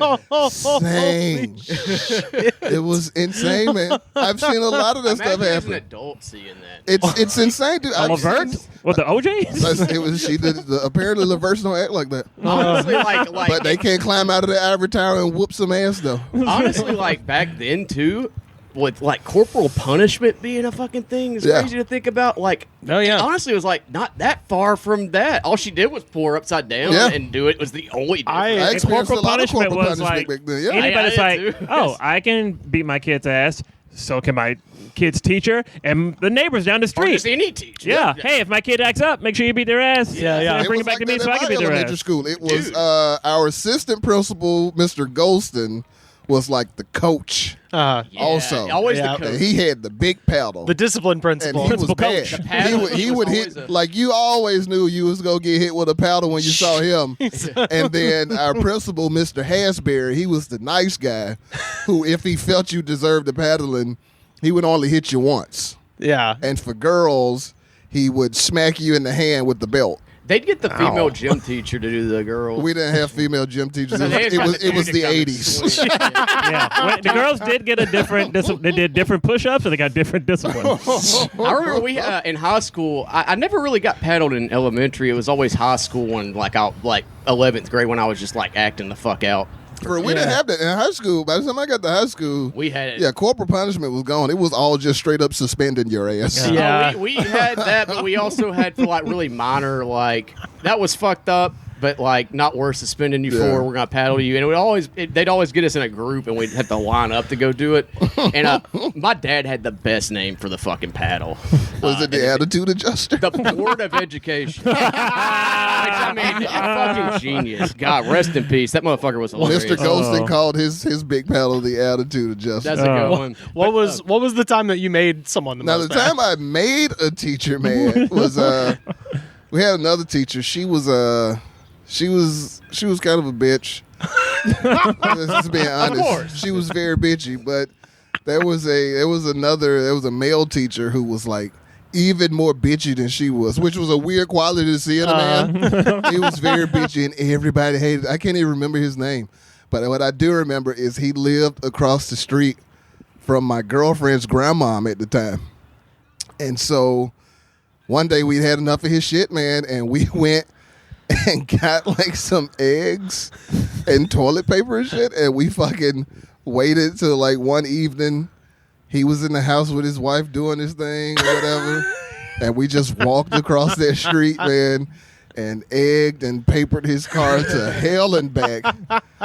And when he came outside and saw that shit, he was fucking flipping. Yeah. He was losing his shit, man. Like, he was like jumping around in circles in place and screaming and cursing. And we were all like standing across the street laughing our ass off. I mean, he knew we did it. Yeah, yeah. He knew we did it. And not just because we were out there, but because he knew we hated him. I was about to say, I wonder if it's those children that are laughing at me. Oh yeah, because whenever we would wonder if see they had anything to him, do whenever with we would this. see him outside in that neighborhood, like we would always flip him off. Yeah.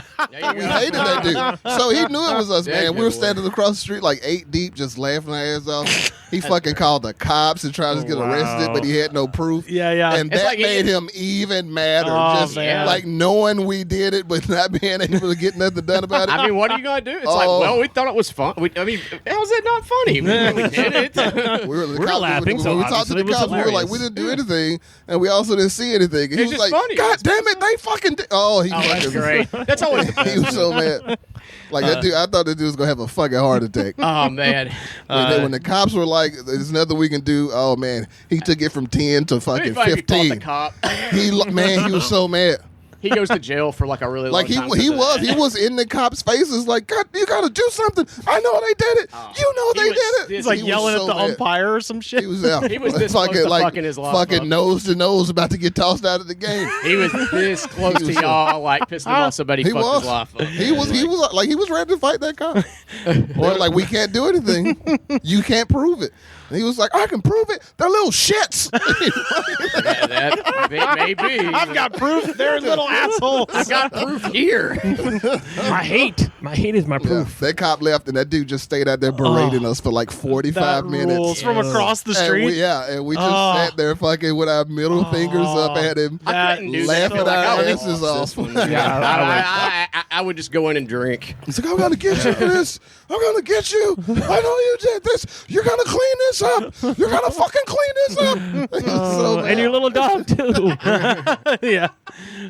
Chris, what about you? What is the time that you've either made a teacher angry or seen a teacher get angry? Full disclosure, I've never been paddled. I'm a good boy. That's what I was thinking. I was like, Chris is like 3 days well behaved. Yeah. I was always super. I wasn't always the loud, obnoxious man you see before you today. I used to be super shy. I would not look people in the eye, especially if you're a girl. I would be looking at the floor the whole time, and I never talked out or anything. The only one time I got like in trouble, sort of, with my first grade teacher, Mrs. Evans, who looked like Jamie Summers, the Bionic Woman. I loved her. Oh, nice. She called me up. I was talking. She said, "Give me your hand," and then she took the ruler and just placed it in my hand. It was like, "Be quiet." It was like, all right. It was like, wink, Threat. wink. That's like taking a gun out and sitting it on the table. You should have been like, Jesus Christ, what did you just abuse? But the only time like somebody actually got physical with me, it was in grade school, and it was Coach Moore. I hate that asshole. I hated Coach Moore. You're bringing up some. I hated him before. Rod, what did you do to Chris? Wait a minute. Oh yeah, were you related? Sorry about my dad. So Mr. Moore, we never called him Court. It was Mr. Moore, and we were in gym class. And I don't know if you guys have noticed, but I'm not the most athletic person, and I never have been. I would love to see you playing basketball. Oh, it was terrible. It was so embarrassing. I could not dribble. I was legendary. Beyond half court. One arm, got the ball in. Nice. That's, All right. those are always exciting. What was that? 1987 or something, and that was the last time I have any athletic ability whatsoever. Hey, the crowd goes wild. That's the thing. You walk away at that point. You Never retire did it on again. top. I know. You don't need to ever touch a basketball. You don't got to prove Yeah. anything else. You're Steph Curry, basically. Yeah. Yeah, it's basically. Yeah, So one time I grabbed a dart out of somebody's hand at a bar, like on my way to the bathroom, and threw it, hit a bullseye. Hell I haven't yes. played darts since then. No, you should. Why would you? Why would you? You don't fuck that up. So I'm probably. I mean, it could be fourth grade. I'm young. I'm a kid. And Mr. Moore, we're in class, so we're lining up and doing something, and he's telling everybody to be quiet. And so I'm leaning over to like pantomime, like I'm talking to my friend. It's like, oh, be tight, okay, blah blah blah blah blah, like I'm talking. Yeah. But I wasn't talking. It's like I was just goofing around. And he took his fist, his knuckle, and punched me in the chest. Whoa. Ooh. And there is little Chris Davis just trying so hard not to cry. The tears are welling up. man. Poor kid. And I'm like, oh, and everybody saw it.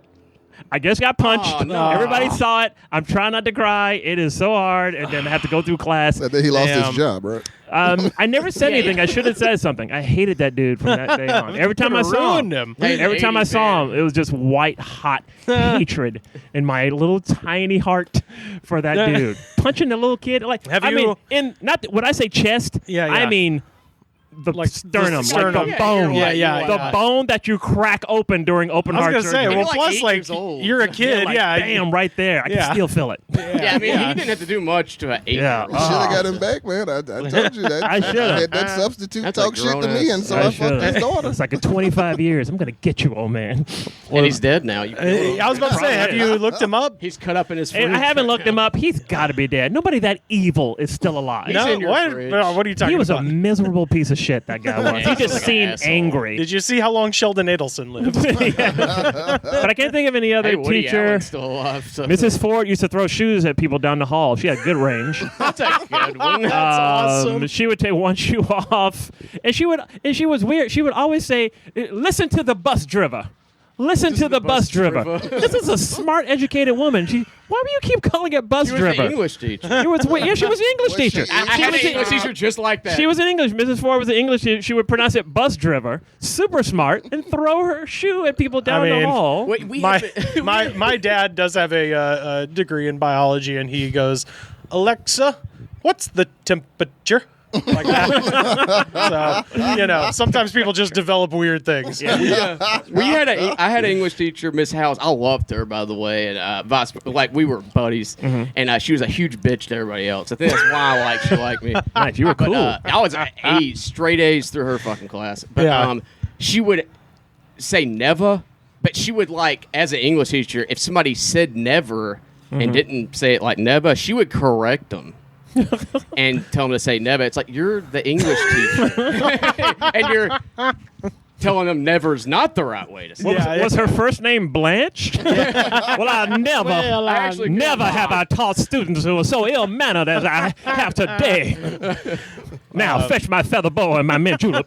Oh, she'd get pissed if you would yawn and not cover your mouth, too. Boy, that'd piss her the fuck off. It's offensive. What about you, Nick? What's the most pissed you've seen a teacher get? Okay, the most pissed I've seen a teacher get, I got in trouble in 11th grade.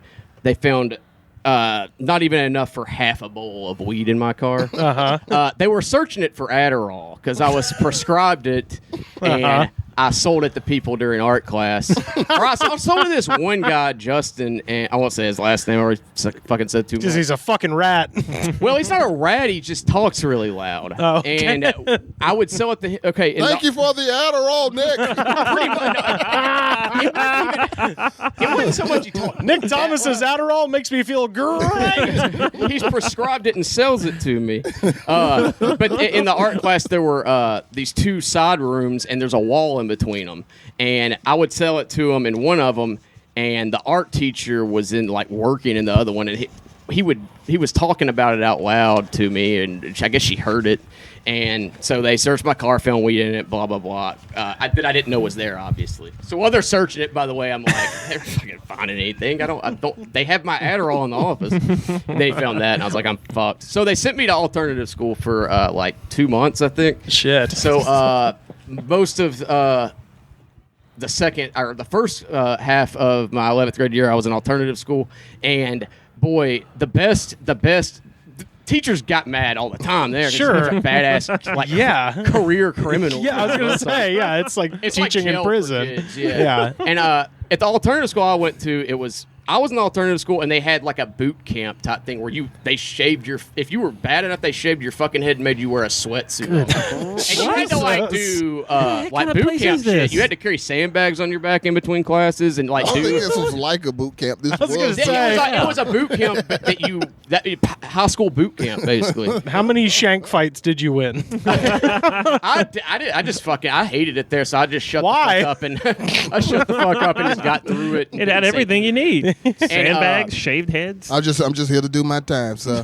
So they had drill instructors that were the not teachers, but like in between classes would supervise the whole boot camp kids. We would go to lunch first, and at lunch you can't fucking talk. You sit there and you fucking eat and don't say a fucking word. And then the boot camp kids came in and did the same thing. And in the lunchroom, there was a stage that was about as high as maybe 3 feet off the ground, and kids that were really, really bad in the boot camp part that wouldn't shut their fucking mouths and just could not be fucking fixed. Yeah. Would have to stand there and eat lunch off of a chair during lunch and not say shit. There was this one dumbass that every fucking day I went to lunch, he was in trouble again on the stage. And They put him on stage. they put him on stage and made him eat off the chair. What is this place? It was a knock. Did you go to 13 Monkeys Elementary? Yeah. I don't know. I don't know where it is. If it's still a thing, but it was called a Reach, and the boot camp part was It was a called reach Star. indeed. Yeah. Star was called what the boot camp was called. I don't know what it stood for. But, Reach and Star. Yeah. If you ask anybody in the Jefferson County school system what Reach and Star is, they know. They're like, yeah, that's where the fucking fuck up kids went. They'll respond to you, but before they'll start to shake a little bit. Yeah, and if they went, they have a bunch of stories. Oh yeah, I've been robbed by 7-star kids. But the dude on stage that just could not behave himself was On stage. just very loudly sexually harassing this girl. That was really into it too. I mean, she's a fucking crazy person. Wait, she was into it? Yeah, she was winking at him and shit. He's like, damn, I'm gonna fuck the shit out of this bitch when I get out of here. Really just. And then she kept going, "Give it to me, baby." Well, she wasn't saying anything, but I could tell who he was doing it to because she was giving it back to him silently. And the drill instructor was like, "Shut up over there," whatever. And he'd had enough, and the dude on stage grabbed his dick and was like, "Fucking eat me." And the drill instructor lunges he's across the fucking lunchroom, lunges over there, grabs him by the fucking sweatshirt off his feet, throws him off the stage. Gives and him the there's, Death Valley driver. Yes, and there's like steel chairs like lined up right there by the stage. He Oh. like gets the kid into like his arm somehow gets into the steel chair and like snaps his fucking arm in half. Whoa. So not only does he like fight this kid, he breaks his fucking arm, which I don't think he meant to do because Well, yeah. I'm sure he wanted his job and not He went to get out. prison after that, right? Yeah, he didn't want to catch a charge. No, he went to WrestleMania. That's how the WWE I mean, was don't born. get me wrong. This was like the highlight of my was day. badass Billy Gunn. Yeah, I was about to say. This was the highlight of my day for sure. The school sucked, but shit like this is like, all right, there's a little nugget of Any comeuppance at all? Any legal action? Yeah. Hell in a cell. I didn't follow up on it. The guy still worked there during my time there. I liked the drill instructor. I thought it was funny. Because he didn't break your arm in a steel chair. Right, yeah. And, Jesus. he always wore aviators. You never had a steel chair match with this professor. Wait, did you say he always wore aviators? He always wore aviators, didn't Oh, take them that's off. He was Of course he cool did. as fuck, dude. He looked cool, but like I mean, he wasn't. He broke He that kid's looked arm. cool. He looked like Sergeant Slaughter. In his He did, he defense, did. he didn't mean to snap the kid's arm when he threw him off of Yeah, the yeah, stage. exactly. They just meant to fucking slam him on the floor. Yeah. Yeah. From 6 feet in the air. And Didn't in mean his to break defense, his this arm. kid sucked. I mean, he was. I couldn't imagine if this was my kid. All I Like, would wanted just was have to throw you into some steel chairs. Give me a hell yeah. But that's the, Didn't mean to break your arm. What? That's why I support that teacher whooping those students' ass at McDonald's. You were talking too much on the stage. What? Between your teacher and Narado's teacher, this is a tag team dream I was team. about to Yeah. say. Yeah, this is the two-man power trip. Yelling at children in the parking lot. You got away from me in Cincinnati. You got away from me in Tulsa. that's the If most, you want to see me kick this kid's ass, give me a hell yeah. Hell yeah. that's the most pissed I ever saw a teacher get at or make. Yeah, that's yeah. like piss off a teacher. Yeah, that's pretty good. Side horrible. note, 5-second thing, just a little thing that happened one time during class when I was in alternative school. We had to be quiet in class. Basically, the whole day, don't say a fucking word, go home. Yeah, sure. You have to like maintain an AB average, all that shit. So you gotta be fucking quiet. You don't have time to fuck off. And, or I mean, else you have to go into the elimination chamber. yeah, pretty much. You're gonna have to go with Sergeant You Slaughter. have to go into the fucking- octagon. With, Which way is it, Thunderdome? It's a Thunderdome on the fourth floor. It's a Thunderdome there? it's the Thunderdome? Professor Gracie. I don't, I had to go into the Punjabi prison. A few yeah, times. the Punjabi prison Which I match. got to see live, dude, by the way. Fucking amazing. I'm taking grappling I got to see 101. Randy Orton climb that fucking thing. But anyway, side note, though, we're in class. We had to be quiet. There was this one kid that sat, like, behind me, like, diagonal from me. And just out of nowhere, like, dead silence for, like, an hour. I just hear this dude just go, like, he's, like, doing his work and out loud to him. So he's like, she swallowed it.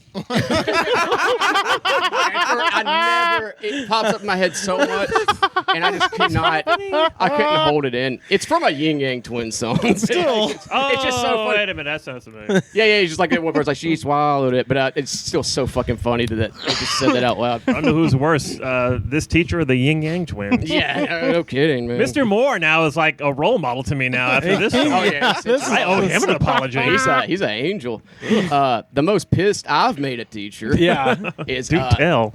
I feel so bad about this because, I mean, in high school, 10th and 11th grade especially, something clicked in my head at that time, and I told myself, I had this thought one day, and I was like, I'm not 18 yet, so I can do anything I want and not go to prison except kill somebody or Yeah. rob a bank or something. So I mean, As I've said on this show before, as soon as all kids realize this, society falls apart. It's a bad idea, and I hate that I said it out loud. I hope no kids want to listen to No, this. it's crazy that you came to this revelation because I came to this revelation when I was like 18, 19. I was like, fuck, it's too late. Yeah. I came right in time and have amazing stories as a result. So I hated high school. I dropped out because of getting in trouble so much. It was just like, might as well drop out and get a GED. Like I'm gonna keep getting suspended, and expelled. And I mean, this was just a year stretch. I was fine up until 11th grade, pretty much. But that's when I realized it. And you got your GED by winning a Money in the Bank ladder match. yeah, exactly. But You can stay for 2 more years and keep your nose clean. So You can get to the top of this motherfucking ladder without me If you can win- power bombing your ass. You can win walk the- out of here right now with a GED. You win the Royal Rumble, you win the GD. This wasn't a loser leave town match, was it? I had this teacher that I feel so bad for just terrorizing this guy because he did nothing wrong. He was middle-aged, glasses, mustache, beer gut. He looked like Hank Hill with kind of like Hank Hill. And his name was Mr. Johnson. And if he's listening to this, I'm fucking sorry for everything I put you through. I did it for a long time. And he was just an easy target, I guess. Sure. And, he just looked, silly. And he had a paintball. He played paintball professionally outside of school. Professionally? And I found his paintball Thing? website one time. Oh, and was making fun of it in class and stuff. It's called Team Ghost Bear, I think. And I kept Team Ghost I would Bear. terrorize him about Bear. that. No. So this That's guy, my Native American name. It could have been super cool if they'd have just changed the animal. Because right now, I'm thinking Ghost Panther, anything. Ghost Leopard Right, it's sounds just such a great. dumb Ghost name. Bear sounds corny as It's fuck. just such Have a you ever dumb name. met the ghost of a bear in the woods? It's terrifying. I was going to say, what's scarier than a ghost? A bear. Does a ghost bear leave ectoplasm in the woods?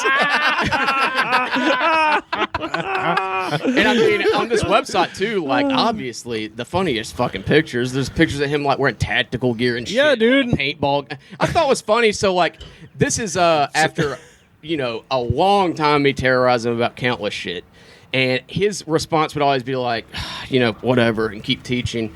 And he was very passive aggressive. He didn't. He would keep doing his job. He kept doing his job. So he's a good guy. Yes. And he just had it one day, and I said something about the fucking Team Ghost Bear, making fun of it while he's trying to teach. And he's just he throws his shit down. He's like, "I'm sick of you." He's like in my face. He's like, "I'm so sick of you. You make my day shit." And, this is where it fucking made me feel bad. Then even I see him tearing up, Oh, no. You made the ghost bear Man. cry? and I was just like, "Man, okay, I'm not saying anything the rest of the class." No, so now it's a moaning, weeping ghost bear. Yeah, This is so- so scary. That was all he had in his life that made him feel good. Yeah, you're Nick, right. I hope you realize Yeah, no, man. don't ever poke the ghost bear. Oh yeah, don't poke the ghost bear. Don't ever poke the Played ghost dead. bear. I played dead, man. Because that shit made me feel bad then, and I just shut the fuck up the rest of the class. And I have felt bad about it since. Oh, no. Every now and then, once in a blue moon, I'll think about it and be like, man, I really hope I'll run into him again one day so I can apologize. Yeah, he's the one guy on your list of He is, I did a lot of fucked up shit, but the one thing I really feel bad about, ghost bear. I wish I could take back, was the ghost bear teacher. He really is the one guy, because for the most part, I've never just terrorized somebody like that. But I was just an asshole. I was an asshole. Anybody in high school that hated me, you fucking had a right to. Every night I go People home. did. People my classmates fucking that I had that class with fucking hated me. I go home after work every night. Ghost bear. I stare into the eyes of my teenage son who doesn't respect me. My wife, she's never touched me. I'm not the man I used to be, she says. The beer doesn't soften the blow. I sit in my old grandpa's chair. The only thing he gave me, that and a clap across the chops. But I got my ghost bear to keep me warm. It's the only thing that keeps me going. And Nick Thomas. You shat joke. all over I was it. going to say, Ghost bear. it's just It's me. awful, man. It's me and Woody and James and Larry, and we are Team Ghost Bear, and it brings me happiness. That little fucker. I bet that it's dude was really- smiling from ear to ear in all of those pictures, man. It's no, he's looking. Nicholas Bartholomew Thomas. He was so happy in those Ghost pics, bear. man. He's so man. proud. It's like at the end of Back to the Future, the pictures they turn from a smile to a frown. Even that. I mean, if you think about it too, as an adult, it's still silly. Don't fuck with a ghost bear, man. no, Team but Ghost don't Bear's fuck with a still ghost bear. silly. But I wouldn't just go fucking ruin Bear. somebody's life over it or even mention it. It looks like all those like pics your grandpa shows you of like him and his crew in the war. Yeah. It's like it means the fucking. He keeps all those Ghost Bear pictures printed out and in some old fucking butter cookies tin. Oh, Yeah. God. Nick Thomas made him go home and burn the motherfuckers down. This is this right here's the Battle of Avondale Park. Look at here, Nick. Right now, there's me, our team Ghost Bear. There's me, the Goose Man, Ice Boy, the Federator. Don't ask. Don't ask how he got that name. And that's One-Eyed Slacks. That dude there, we just call him the Hammer. So, I mean, if Mr. Johnson's listening to this, which I'm sure he's not, because What if he is, does, though? he like. What if he's on the Patreon? What if Yeah. he loves good There's no way he is, because he knows I'm affiliated. I was going to say, yeah, you would have seen Nick on here It's before. one or the other. He might listen because he hates me so much that he is obsessed. You need to with it. send a letter of apology and a link to this show. I Yeah, I need to haven't. figure out. I This day haven't. and age, you can find anybody. I was Yeah, about I to need say to find I haven't read my exit surveys on the Patreon in a while. That would be funny. It's like reason for leaving. Fucking Nick Thomas made fun of Ghost Bear. I will. There's nothing sacred. I remember that kid. Fuck you, Rivers Langley. Fuck, fuck your whole thing. I'm gonna try to find him and I'll follow up on it. Oh, Oh Christ. God! Yeah, hire a private detective, man. Jesus. You gotta find that I'm dude. finding him and I'm apologizing. I'll let you know how that goes. And then have them serve the summons. Wait. Holy shit, dude. Wait. We got to find him. Okay. And next time I'm back in Birmingham, it's Team Comedy versus Team Ghost Bear. You should just do a mediation episode. You should sit down with Nick No, Thomas and that fuck dude. that. We're settling this Let on the him hash it field. out. Well, I haven't done paintball since 1998. Commander so- Moore, Captain Davis, What if I Lieutenant go? Langley. I go and he's like, living in like just some off the beaten path like shit, and he's like answers the door in a fucking wife beater with stains on it, and Yeah. like he's clearly drunk and 5 o'clock shadow. And his fucking helmet from fucking paintball. Yeah, and he's still wearing the tactical Tactical gear. helmet. And like I'm talking to him, and it's like, well, okay, we had this idea where you would get Team Ghostberry back there. He's like, hell, we fell apart, man. They're all dead. Hell, It's just me. the Federator. I am the Ghost Bear. The Federator sustained injury to both of his eyes. He's blind now. He got shot with paintballs in the eyes. He sustained paintball injuries. Took 2 green ones to the dome. Took a The couple police say it was self-inflicted, but we don't know. Yeah, we think there was some foul play involved. I think it could have been Team Ghost Panther or something. That You have no idea how sad I would be to hear that Team Ghost Bear is just dead. But I would genuinely be I'm not upset. I holding out am hope very about serious. that. I'm not holding out hope after that day that they're still together. Honestly, he's like, I'm hanging the paintball up. He fucking dropped off the face of the earth. The He's team done. hasn't been able to find him since. I quit paintball since you. Deleted all their numbers. Won't answer the door. I quit paintball since that day. Since that day in class, you terrorized me about it. Oh my God. Well, fellas, are y'all ready to roll into our final segment, the jam Yes. of the day? Yes. Damn, Oh boy. Jam. Let's get oh, it. jam. Let's get it started by Teddy jam for me. hitting my play button. Oh shit! That song, of course, is the classic from 2000's record, Something Like Human. This is Fuel, and their song "Hemorrhage" (parentheses) in my hands. So this song, I mean, somebody said it perfectly. I'll give him credit because I read this comment and I was like, holy fucking shit, that's exactly the mood that this song sets. Sumaru 2 years ago said, and I'm going to assume a British accent because I think that's what this is. These one of them rock songs that be playing in a movie theater when you're super early. And I was like, holy shit, dude. That is literally the fucking My mood. hands in my hands. Oh, trivia. Yeah. Did you know that Jaws, the original fucking shark, didn't work? Yes, I did. Play Sonic the Hedgehog or I'll fucking burn the movie theater down. So This video, of course, features their lead singer, who the name is so funny. I get very fixated on last names, and this one is perfect. Brett Scallions, which it's like, wow, you sound delicious. Yeah, that's a good old appetizer. Again, that sounds British to me.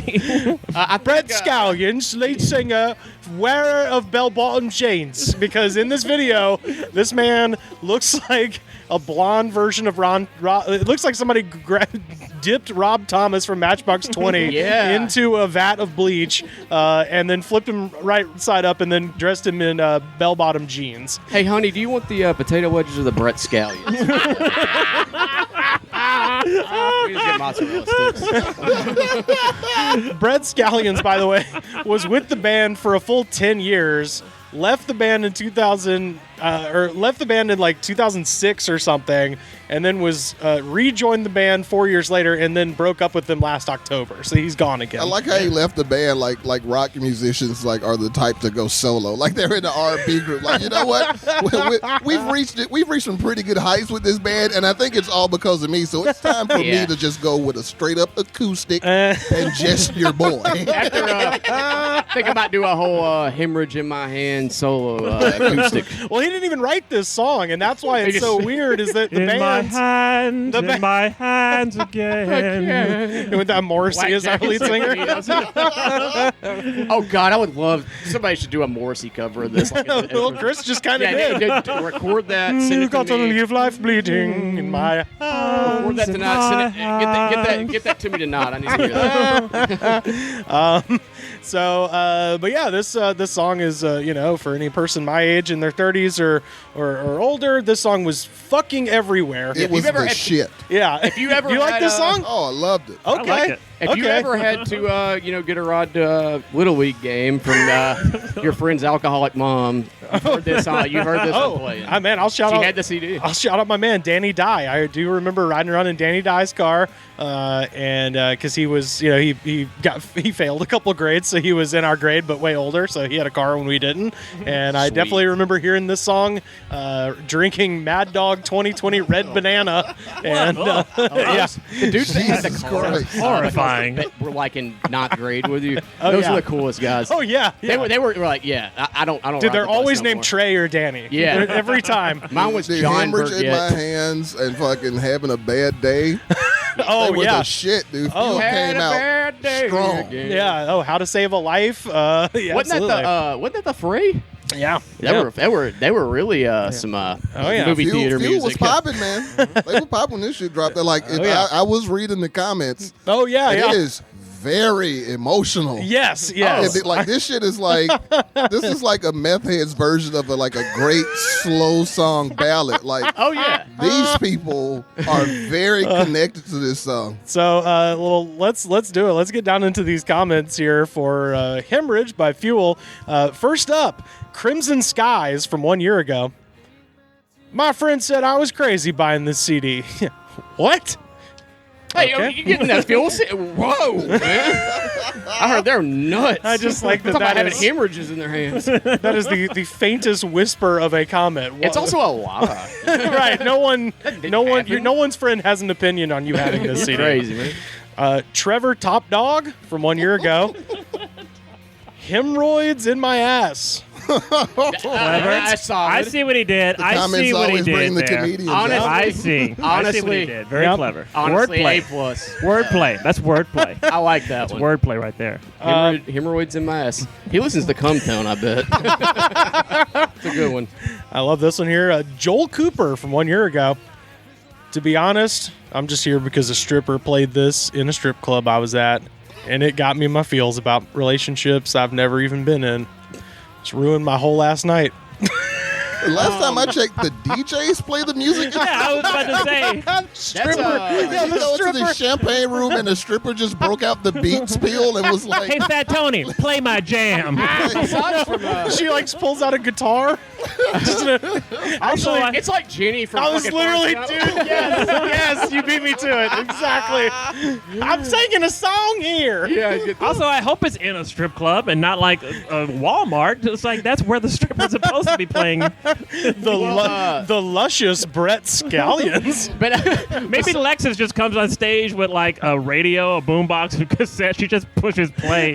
This is how she does A it. very low budget strip club. besides like that glaring error, Gotta bring this your is own music and your own 100% poll. True. He was stream of consciousness thinking that as he typed it. Oh yeah. Relationships I never That been was in. absolutely a Fields. thought he had. All the field. Oscar Jimenez from 1 year ago.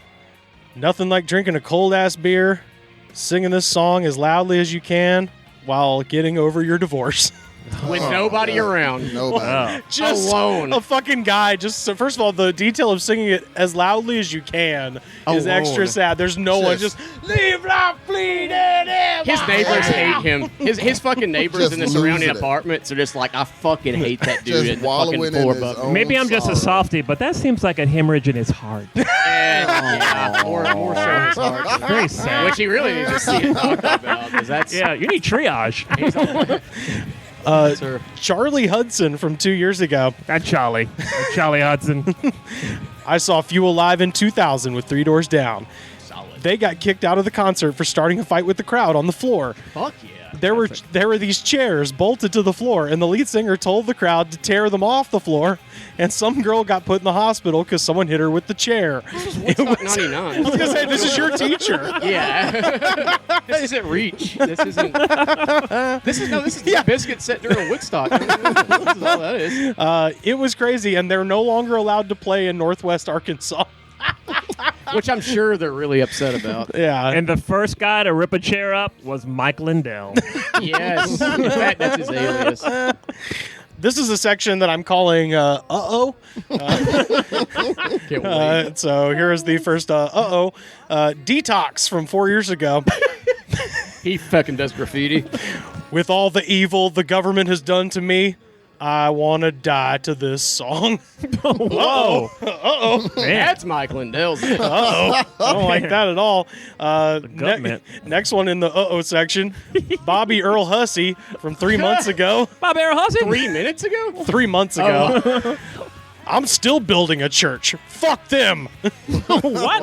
Uh-oh. Bobby Earl. I mean, I'm sorry, This Reverend isn't, Bobby Earl Hussey. Bobby Earl What Hussey? are you talking about? How did you get from the Facebook post about the church being torn down?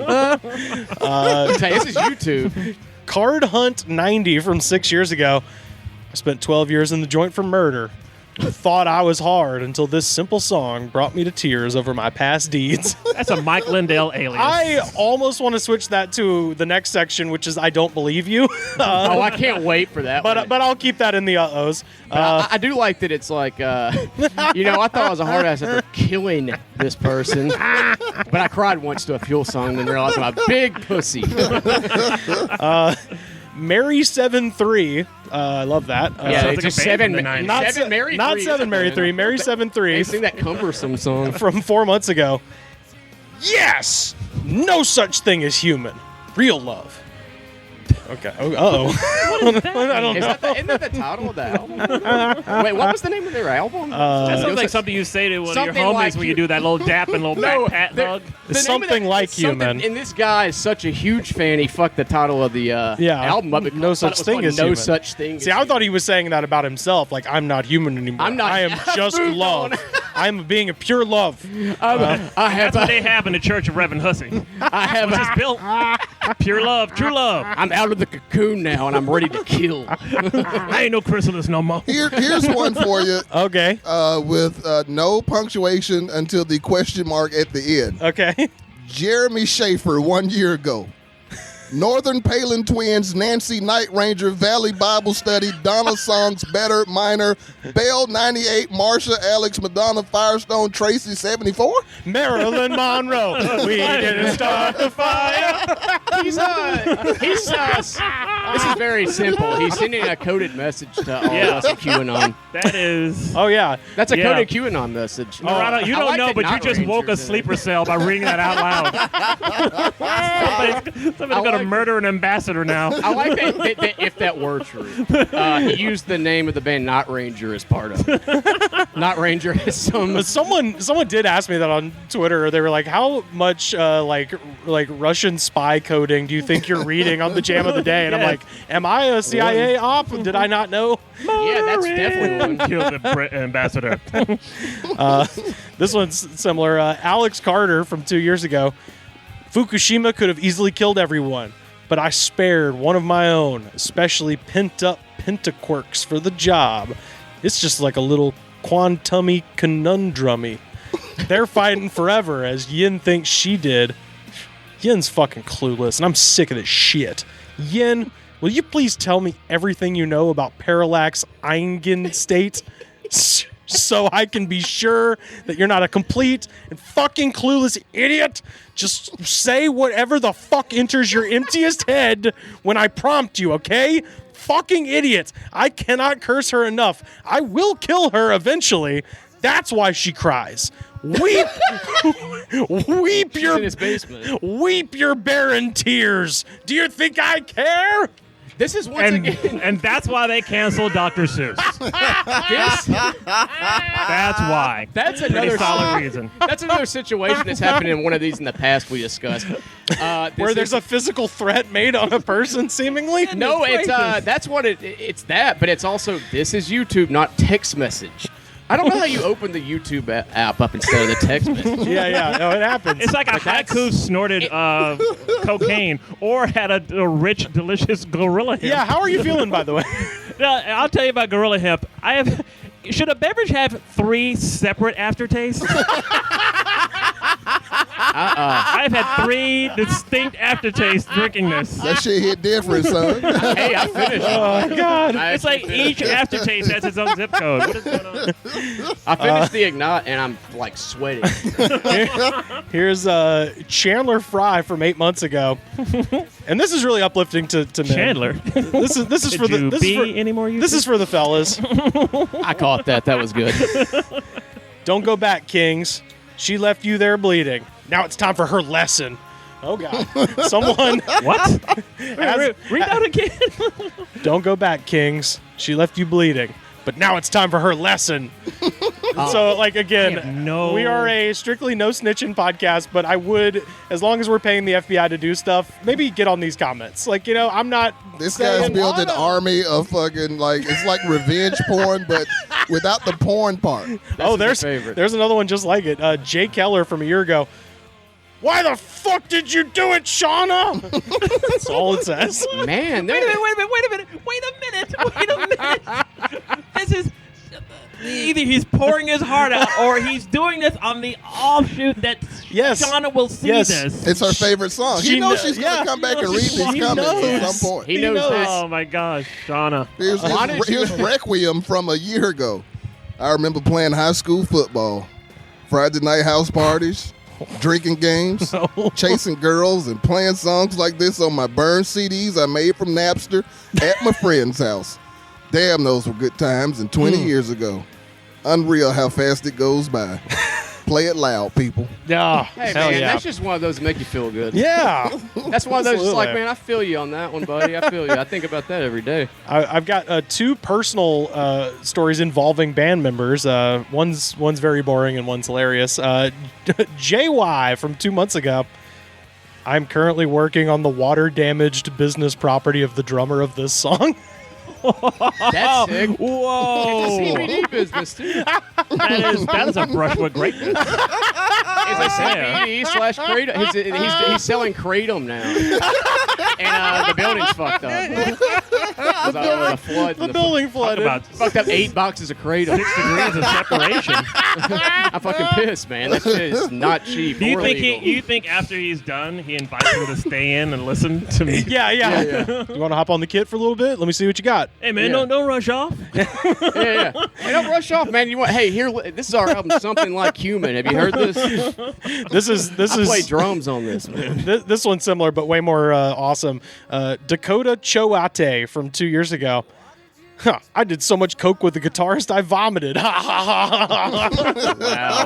Wow. That's his claim to fame. That's Yeah. pretty cool. That's I'm not a good gonna lie. claim to fame, right One of the there. best party experiences of my life was at Joe Raines and Wes Van Horn's place in East Hollywood. Oh, man. I went over there, and some fucking guy that Wes knows somehow was there, and he was the backstage manager for the Wiltern Theater in Koreatown for like 10 years. So he had stories.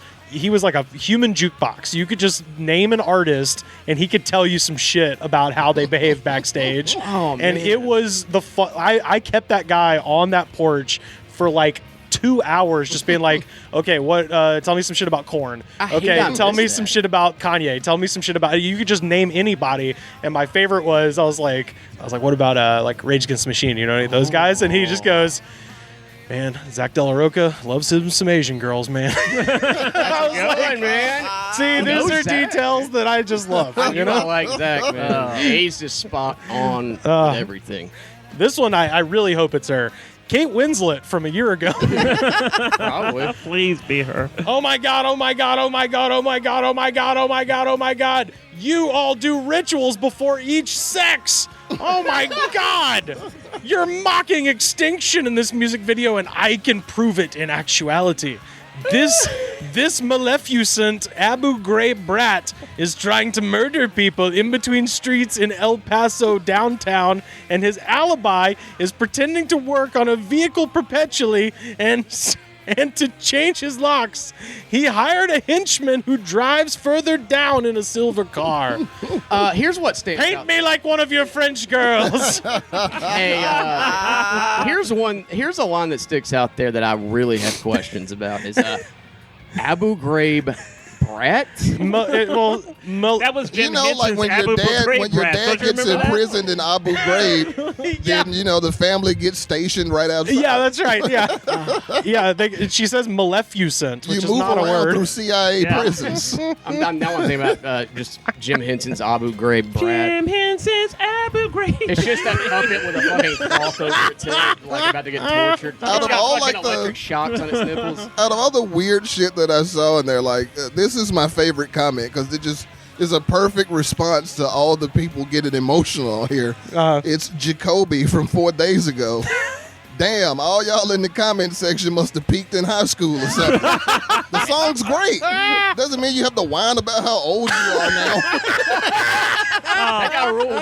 And that officially should be the very last comment ever made about this song. Ever online, ever. You can put that on every song on That's YouTube. the end of all the. That is at least 10 years old. Because any song that's 10 years or older on YouTube is just people being like, man, I remember when this song came out and we were smoking weed and hanging out. It's And I was all in love. Damn, them was the good old days, man. I miss high school. By the way, I did notice there was someone on here who just listed the voice cast of Toy Story 2. Which, yeah. Like it literally that memorized, just says so. John Ratzenberger as Ham, Estelle Harris as Mrs. Potato Head, Don Rickles as Mr. Potato Head. That's a pretty good troll right there. Unless they're just crazy. I don't know. This is the section that I call I Don't Believe You. It's going to be my favorite. Mike Hunt. Yes, go ahead and laugh. Mike Hunt Hilarious. from 3 months ago. Classic. Proud Hunt family. That's a When classic. this song came out, I had a ponytail, and all I did was party and get laid. I had my whole life ahead of me. Now I'm old and gray. But I get more ass now than I did then. Definitely not. Fuck yeah, dog. Also still has the ponytail and he's bald. It's Ball weird on that top. somebody who's with that description is reminiscing over what was happening when this Fuel song came out. Because that was in like 1999 or 2000. If that Yeah. dude has a gray ponytail now, that means that he wasn't even in high school when this came out. There's- 20 years ago, he was like 39. Yeah, yeah. No, he might have been, though. Although, He might have been a Rod, Van Wilder of fucking, you know. well, I was gonna say, Rod, I will tell you, I have seen a sea of gray ponytails, and it was at a Judas Priest concert, so they exist. You might have to move it up a little bit in terms of decades, but Well, so that does prove that. Like, Don't he's like, believe man, it thing. 20 years ago, man, I was getting it in. That Now I got proves- this old gray ponytail. Like, are you 63 now? You were fucking in your 40s when this came you out? go. That And this solves is it. your old party jam? That solves the mystery of, you know, if it's true or not. It definitely ain't.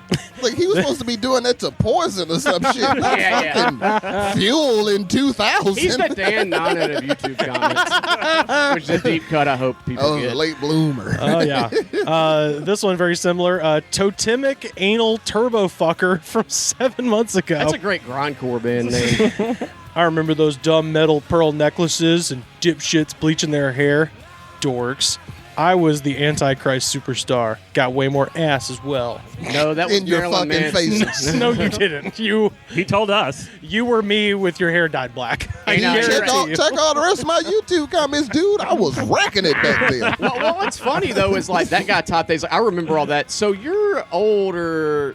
Like you're old enough to not top like you're still 15. Like, oh, I'm still the Antichrist superstar. He didn't age Antichrist past 15. Frank, He's still by Circus Magazine, a hit parader. He's got like Slipknot, like Circus Magazine posters on his He's walls. got male pattern baldness and a Thrasher sweatshirt. The only difference between him having the like coal chamber posters from Circus Magazine on his wall is he's framed them now, like a real adult. Frank Crosetti from 1 year ago. LOL, I can remember getting off from doing security at the strip club I worked at and going home and laying in bed and rolling on the leftover ecstasy that I kept for myself that I didn't sell to the girls. And for whatever reason, I'd play this song every time I rolled. Damn, now I'm reminded of all the ecstasy parties that I threw for our employees and strippers. Damn, I miss being young and working at a strip club. LOL, had to grow up someday. If you were a security guard at a strip club Yeah. who was also the drug dealer for the girls, Yeah. but you were going home at night alone, Yeah, you're Yeah. fucking. you you're were doing in it a wrong, bad place. Yeah. man. If that's the highlight of your life, is not getting ass. Right. Like, yeah, man, I Also- used to go home alone and cut this on and roll on them X pills I had left after I got all those girls high for them to suck somebody else's dick. Yeah, so literally any other dick but mine. Like, that sounds super sad. Oh man, well that's why That's why he's listening to this while he's rolling. he's thinking about like, man. He's like, man, I it was the fucked best up. time of my life working with all those. I saw so many titties and didn't get to lick none. Dude, it kicked ass. There's a second comment from him like, further down. He's like, wait, actually, I fucked up. I fucked up real. I'm a walking, talking hand hemorrhage. I wasted my early 20s. That would be like somebody 20 years old, like, dude, I can't wait for spring break. Remember last year, we fucking got those girls all coked up and we got them drunk. And like that girl was like, I'm not going to give you a hand job. Best fucking week of my life, And dude. then we fuck those guys we hate and they're talking shit to us. Oh, man, good time. The key that this is the reason I include this in the I don't believe you is just the phrase, I'm reminded of all the ecstasy parties I threw, which no one who's ever thrown an ecstasy party has said, I'm reminded of the ecstasy I parties don't even threw." think that was the thing that existed. People just went to parties did and then ecstasy. everybody did X. never heard of an Nobody ecstasy had party. an ecstasy party. Yeah, you Nobody has drug parties at all. You just have parties where people It's do a drugs. party where- Nobody's like, listen, come over tomorrow night, dude. Coke mania. Yeah. It's like, all right, your total But you is cannot. Don't bring any fucking thing else. It's not allowed. all right, your total is $87.37. Man, this is a lot of chips. What are you doing? A little ecstasy party at my house tonight. Yeah, you know, Come through. if you get off your early roll enough, on. there's might be some left. Don't will- bring anything else. Will there be fuel playing? I'll be there early. Fucking on repeat, baby. That's all we're listening to. Yeah, I love that. Yeah, they're having an ecstasy party with fucking just depressing post grunge. Like, yeah, this is what gets me hyped up. This section, Chris, Nick, we are pretty sure that in an effort to catch perverts, that some branch of law enforcement is planting what we call the Chris Hansen section, which is agents pretending to be children and hoping to get DMs from perverts so they can Interesting. they can arrest them. That blood hemorrhage in your hand looks like it belongs to a 12-year-old. You want to have a seat? You want to have a seat? Yeah, you want to have a seat? Why don't you have a seat? Interesting. So, Don't run. He's running. We got to run there. Mr. Doot from 1 month ago. Mr. Doot. Mr. Doot, as someone born in 2008, I'm glad I listened to old stuff and not crappy rappers that talk about drugs and sex, while rappers from this era were actually telling a story of sorts.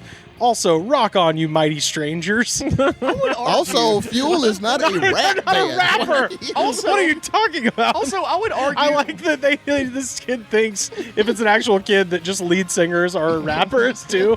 Also, I like, like oh man, my favorite rapper, fucking David Lee Roth. I really like that this guy also thinks that rappers in 2008, as opposed to now, when there's like more hip hop that's like not about drugs. It's like there's like a thing called emo rap now. Like, Rudy Toot Toot, I'm Mr. Doot. Here are my comments I about would music. argue that there was more of that then. Like, it's fucking, that's so... Rudy Toot Toot, I'm Mr. Doot. I murdered a man once. That's a theme in this comment section for sure. This one is Elijah Thomas from a year ago. I'm 14, and my grandmother gave me her taste of music. I've always loved this song, which I've never felt more old than a supposed child being like, you know who likes Fuel? My grandmother. Jesus. It's like, fuck, I was like 14 when this came out, I'm pretty sure. Age of 50. We can keep that train right on rolling because Andrew P. 1 week ago, my grandma drove me to Circuit City when I was a kid so I could buy this CD. R.I.P. Grandma, I love you. Jesus. I got one more in the Chris Hansen section, and this is a fucking all-timer. I love this. Small from 2 years ago. Hear me. I'm only 8 years old, but I know this is real music. Why doesn't anyone put their souls into this music? At least have one more song like this because I miss these good arts of music. These good arts. And the old music. All I hear anymore is angels. Angels are the killer devils crap.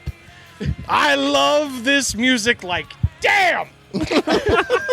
Just imagine an 8-year-old.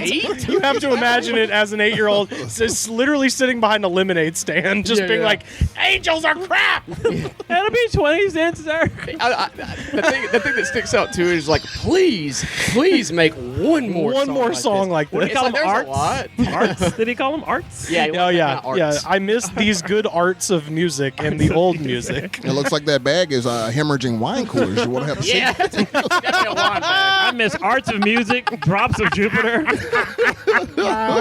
dabs of drugs, lines of coke, all the things of things. You know, all the things 8-year-olds love.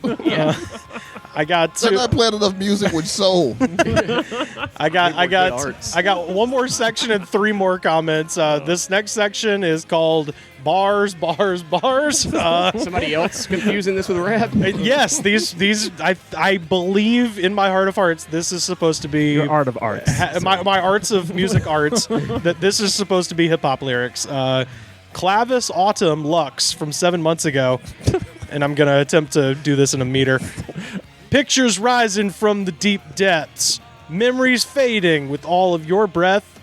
Whatever it was you were looking for, it's still there on our sandy floor. The glow of the sun grows cold. One last glance at the shore. This guy lives in a boat. Is that the copy from the Destin Beach Tourist Board? It sounds like Keats to me. Coming to Panama City. This guy sounds like It's one of Keats's throwaway that's who, poems. the person that left that comment to Moondog was based off of in the Beach Bum. Unpublished. That's Keats unpublished. If I read that, I would go to Destin in a minute. That's fucking Matthew McConaughey's character from the Beach Bum. Dude, the poet in that. Gotta find that guy. Here's some more lyrics. Christina Funk from 1 year ago. I'll call the helicopters tears. Whoop, whoop, whoops. It's loud in ears. When I'd rear into defense and digit the codes of colors, stop signs, streaming Jesus, and the wheelers tossed by over. Hedgehog and me into my bedside, fogging memories, vaping dreadlocks. And then road docks and all docks into one dock. Pier 1 import, safe and reefed. Peachy, reachy, bleachy. That's some avant-garde. That's the last thing you think before you die of coronavirus. Yeah, I was going to say, well, that's the last thing you think before you die of huffing gasoline. Sounds like a magical incantation. It sounds like had the a ramblings stroke. of a You're bringing Confederate forth a demon? soldier dying of sepsis. Oh, wait. I know what. They were literally having a fucking brain hemorrhage when they fucking wrote that. I think you brought that Cthulhu from that energy drink to life. Hemorrhage in my brain. That's the mark of the beast that Mike Lindell was talking about. And finally, One Life to Rock from 2 months ago. Yes.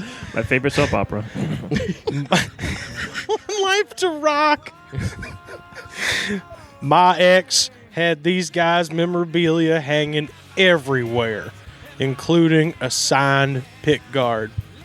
I took her to a show, but I got kicked out because I gave Carl, the guitarist, a pat on the back as he was hugging my girl. We were at the merchandise table and they told me, don't touch the band, don't touch the band. And yet he was allowed to hug my girl. By the way, I play much better guitar than him. Yes. Anyway, I should have known better than to be there, and I should have known better than to be with her. Long story short, I was kicked out, and I acted like a douchebag because my girl never really loved me.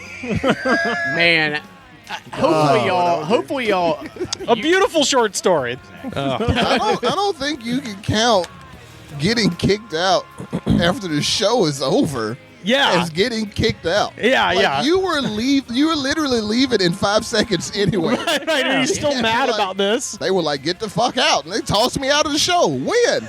Oh, we were at the merchandise table after the show was over with and the band was And that piece signing. of Yeah. shit was trying to fuck And the me. lights were on. There was a cleaning crew.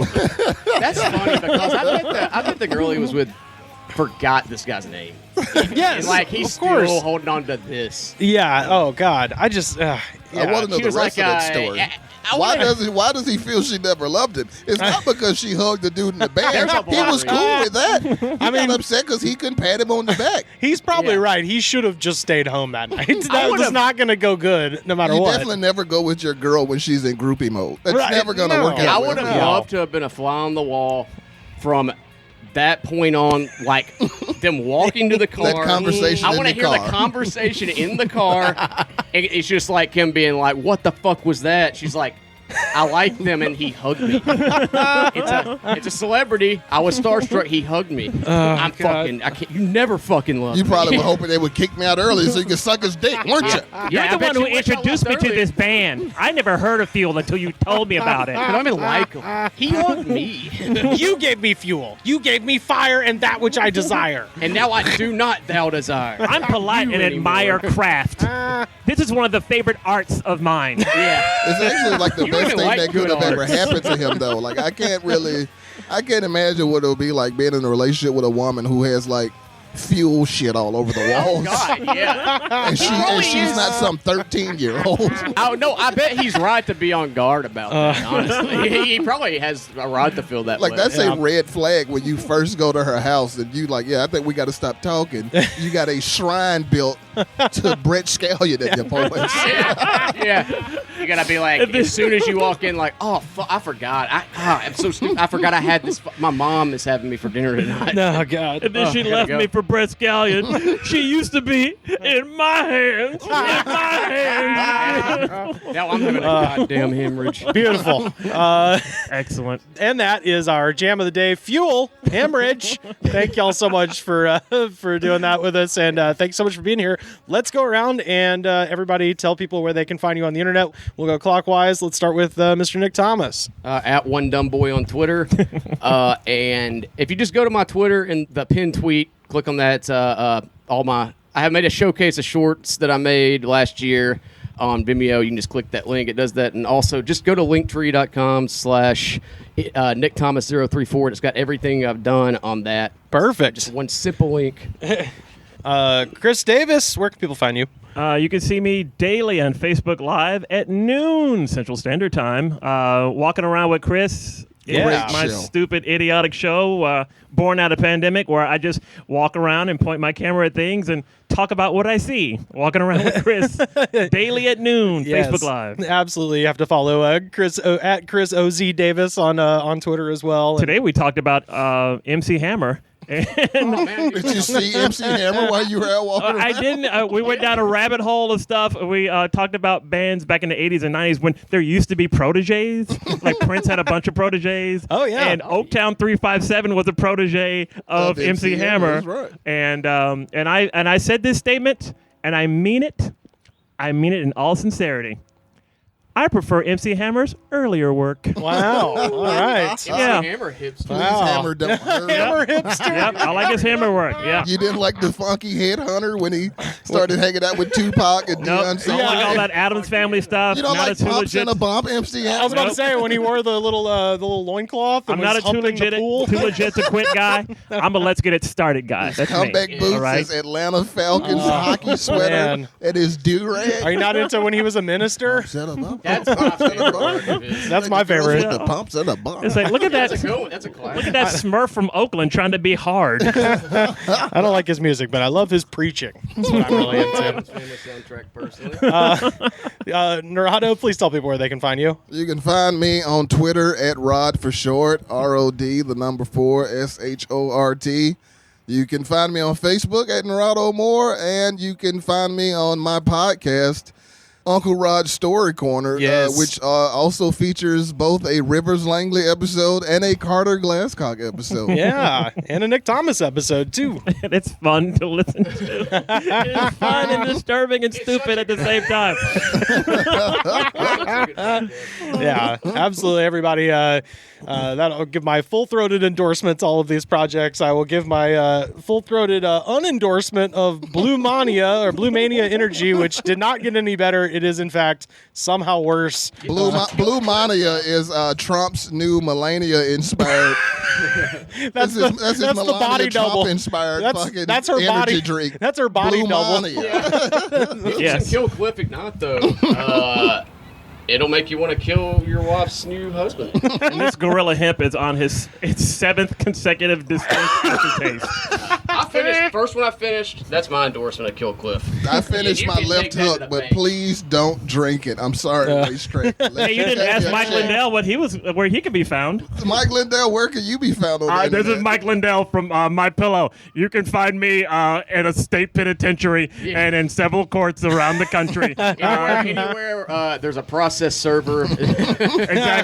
Exactly. Just look for me and my clipboard and my crucifix that is sticking outside of my collared shirt, and I'll be outside of Mar-a-Lago saying, "Please take me back," while I hold a radio above my head playing Peter Gabriel, hoping Donald Trump will listen to me. I'm telling you, make that a podcast. I wanted to thank everybody listening for joining us. You can find us on Twitter at The Goods Pod, Facebook.com/The Goods Pod, ProWrestlingTees.com/The Goods Pod. Get yourself a t-shirt. And of course, I mentioned last week we're going to be going dark for a couple weeks while I make my way back to Los Angeles and kind of wind down my time here in Alabama. Basically, I'm going to be fishing and doing a bunch of bullshit, and then I'm going to take like a week and a half to drive back. So I will be bored. Please tweet at me at Rivers Langley. You can find me on Instagram, also at Rivers Langley. And the best way to support this show is to head on over to patreon.com/thegoodspod. Join the Tower of Power. It's just $5 a month. And I'm going to have hopefully one more bonus episode dropping before I leave there. And second best way to support this show is to take a pause for the cause and head on over to Apple Podcasts, rate, review, and subscribe. Show the attitude of gratitude, because as Mr. Goodnight says, if you don't have the attitude of gratitude, Daddy, fuck you. We will see you in Cali.